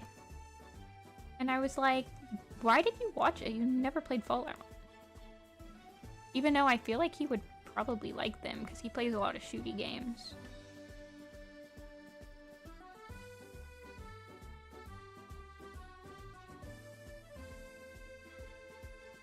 Yeah. So is it like actually enjoyable to people that have not played Fallout?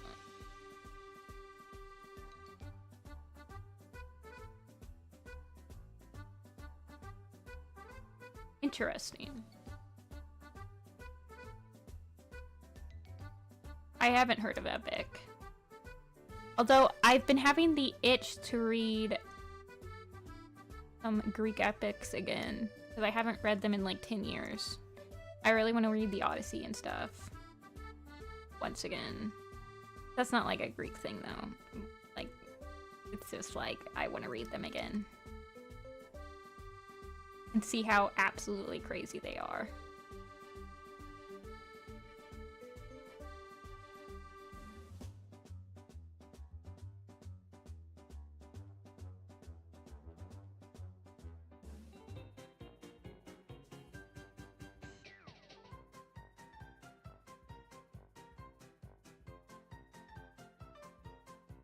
This is an insane playlist.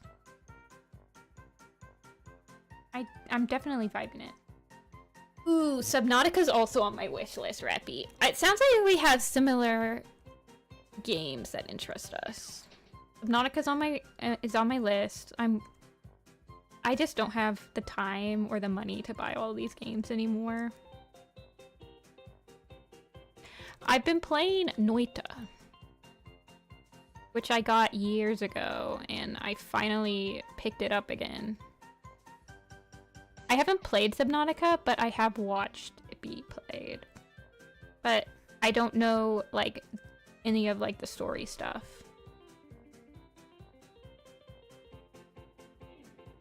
Sub-Zero is meh.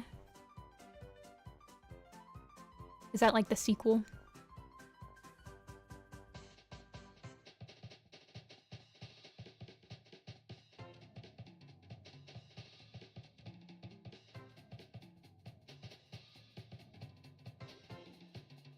So, wait, Subnautica has a sequel. That's crazy.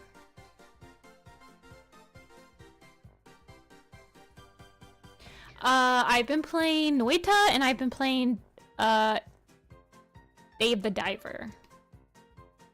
I got Dave the Diver for, my sister got it for me.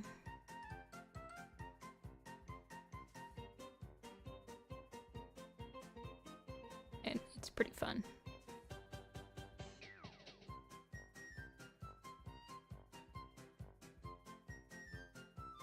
I like how his name's Redclaw and I gave him Cream Paws. Like, bruh.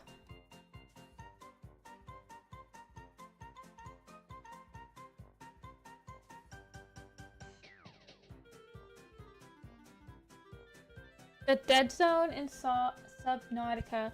I feel like that's a spoiler, but I don't know anything about the game, so...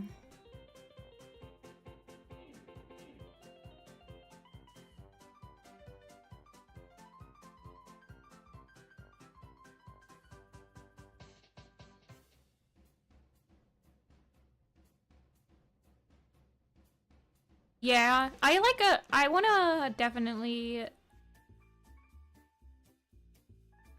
read a couple of, like, the Greek epics again. I think it'd be fascinating to go back. Oh no. Oh, I see what's wrong. I clipped it to the wrong. It is 6:03 for me, so that means that I'll probably get off soon, because I'm getting hungry. I had a quesadilla for lunch at like 1 o'clock.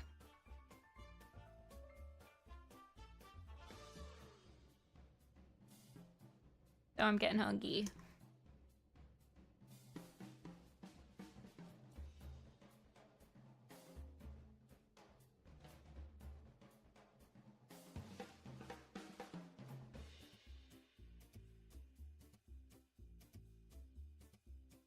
You live in Texas.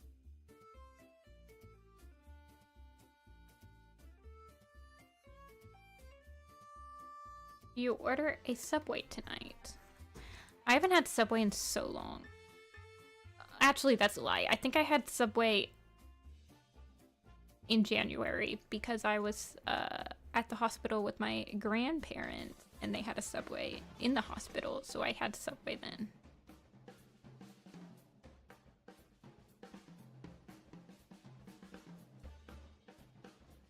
It's a sequel, it's shorter than the main game, and not as crazy, but I liked it.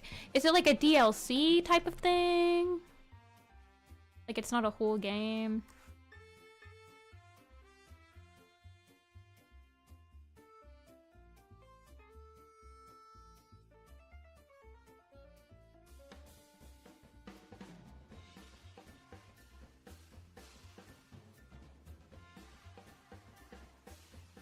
It's its own game.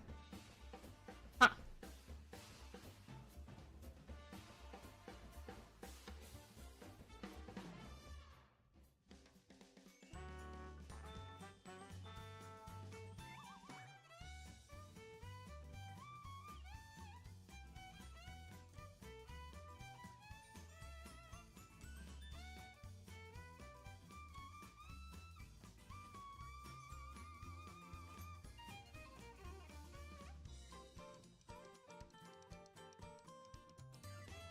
Have I played Pokemon? I was born the same year that Pokemon came out. I was born a Pokemon person.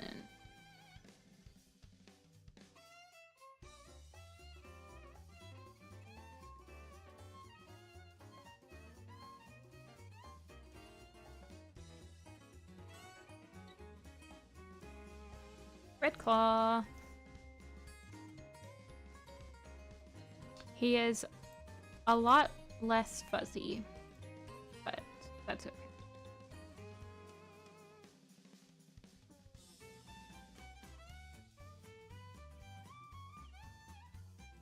It follows another character's point of view in the future of the same planet.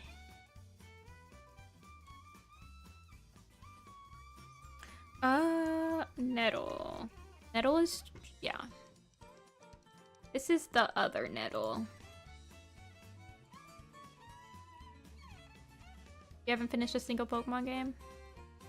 Yeah, that's a pretty dark secret. I don't know if you should be admitting that in this chat.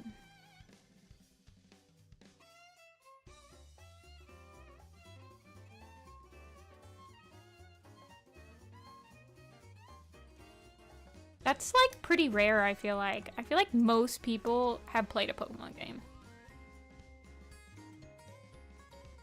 That's like my age or younger.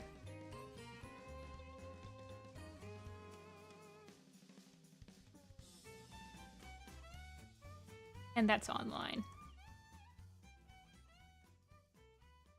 The only game you play is Pokemon Sword. I actually really like that game. And that's a super unpopular opinion.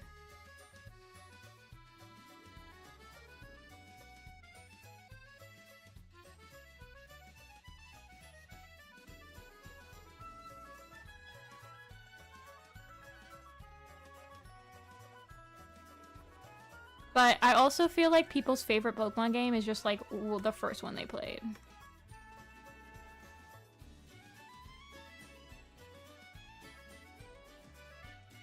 But my first game that I played was Gold. Probably. I think it was probably Pokemon Gold. It might have been Yellow. But the first Pokemon game I owned was Sapphire.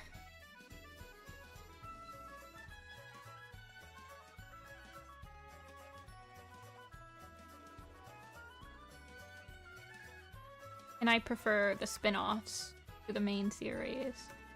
Like, I'm excited for the Legends game that's coming out.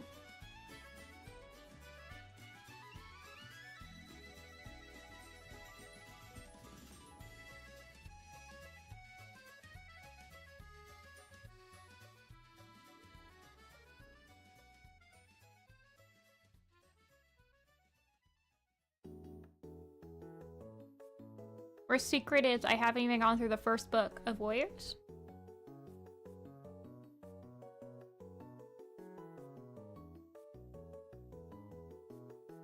I read Wings of Fire in like a couple weeks. Like there weren't that many books in it compared to like Warrior Cats, so that's fair enough. Like I just want him to have little beady eyes.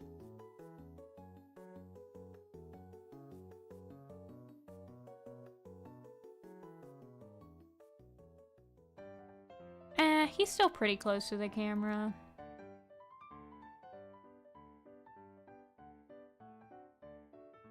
There is gonna be an Arc 4. Arc 3 was so disappointing though.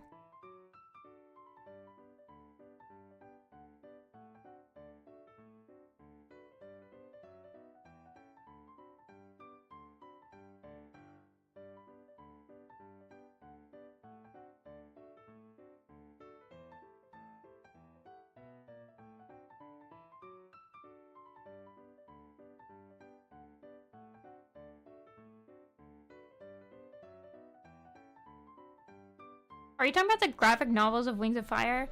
I just witnessed the graphic novel designs of Wings of Fire the other day, and I have to tell you that those designs are atrocious and they made me want to cry.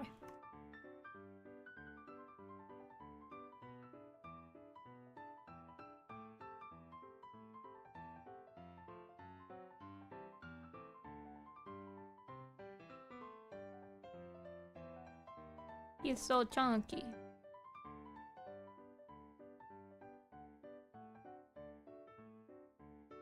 I do like the character. I do like all of the Pokemon that were introduced in Sword and Shield. And I also like the customization, and I liked the 3D models because they were really clean, and they still reminded me of like they looked really nice. And the game was nice and like vibrant and a bunch of different colors, and it was pretty to look at. And then everyone thought it was super ugly looking until Scarlet and Violet came out, and Scarlet and Violet is like the ugliest game they've ever made in their life.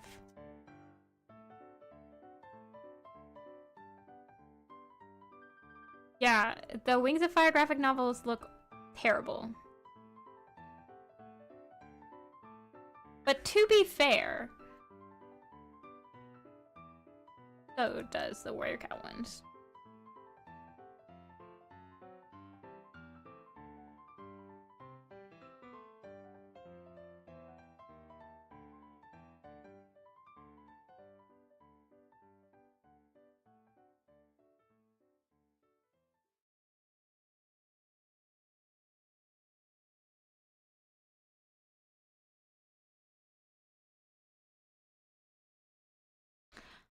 I really like the Mystery Dungeon games.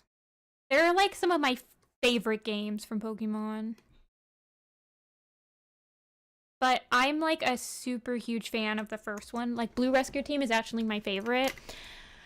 Closely followed by Sky, but I like the gameplay of Blue Rescue Team more. Because I really liked collecting each of the different like Pokemon and being able to like see them walk around their little area.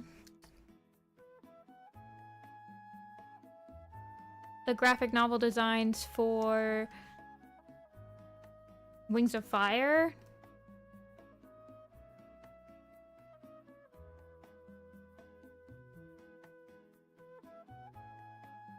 I'm gonna lighten. I'm gonna desaturate. They're so ugly. I feel like no one should use official. I'm gonna make his more cream colored. Maybe a little bit more pink. I feel like nobody should use official designs for any book. That's my hot take for today. I feel like everyone should make their own design. This is way more fun. Okay.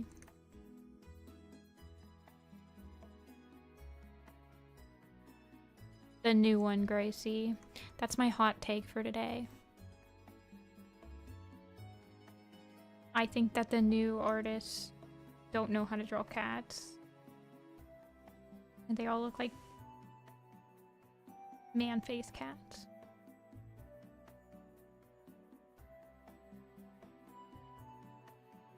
I know it's a hot take, but it's my take.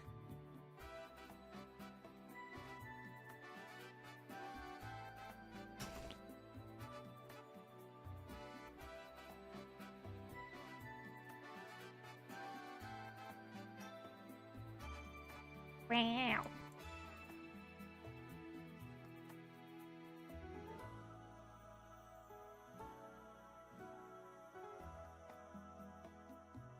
I mean, I'm not dissing on the artists that they picked or anything because I've seen their other work and it looks fine, but they don't know how to draw cats. And also, the designs already look the same.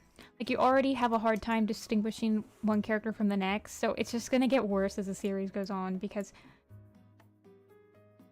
the cats only exponentially grow.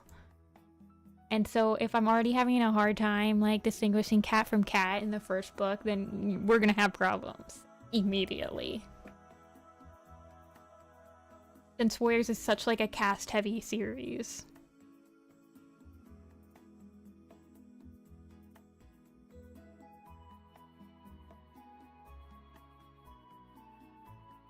Okay. I think I'm gonna move Nettle and Redclaw down a little bit.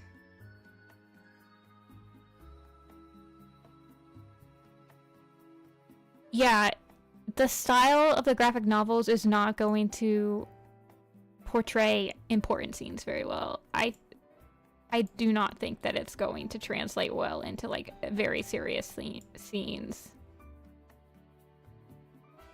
I don't think that Silverstream will be buff. Have you seen any like of the any of the book page, like the actual comic pages? Because characters change size and dimensions from panel to panel. So I think that it's just the one panel they picked for Silverstream makes her look buff. Like, I legitimately think that. So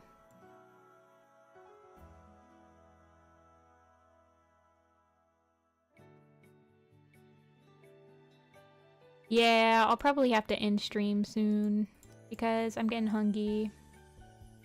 I don't like that red tail is like the same. I mean, I could fix that with like some environmental color adjustments that I'll probably end up doing. I just don't like that he's like such a similar color to Milkweed's ear. But I can fix it. I can fix it. I'm trying not to make a tangent with Nettle's paws though. And these two.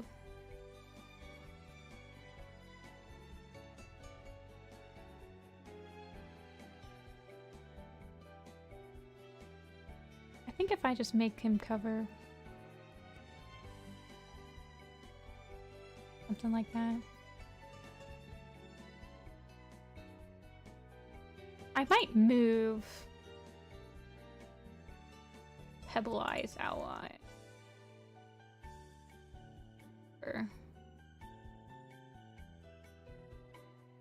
I love Dawn of the Clans too.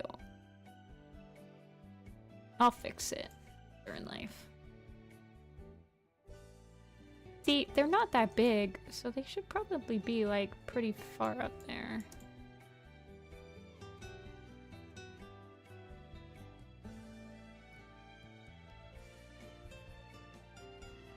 But I do like them right there, so.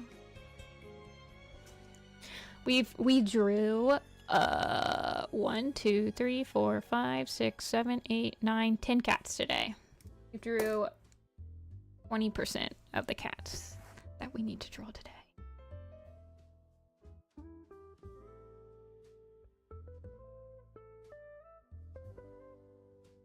But I'll probably have to end it here.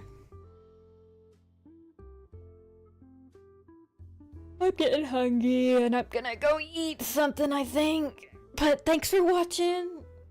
I'll try to be back on Thursday. And I might try to sketch a little bit more of that left tree so that I can finish the line art on the background on Thursday. And maybe like do some color splashes. Thanks. I had the quesadilla for lunch, but I don't know what I'm having for dinner. I just have a sandwich or something. But bye! Bye! See ya!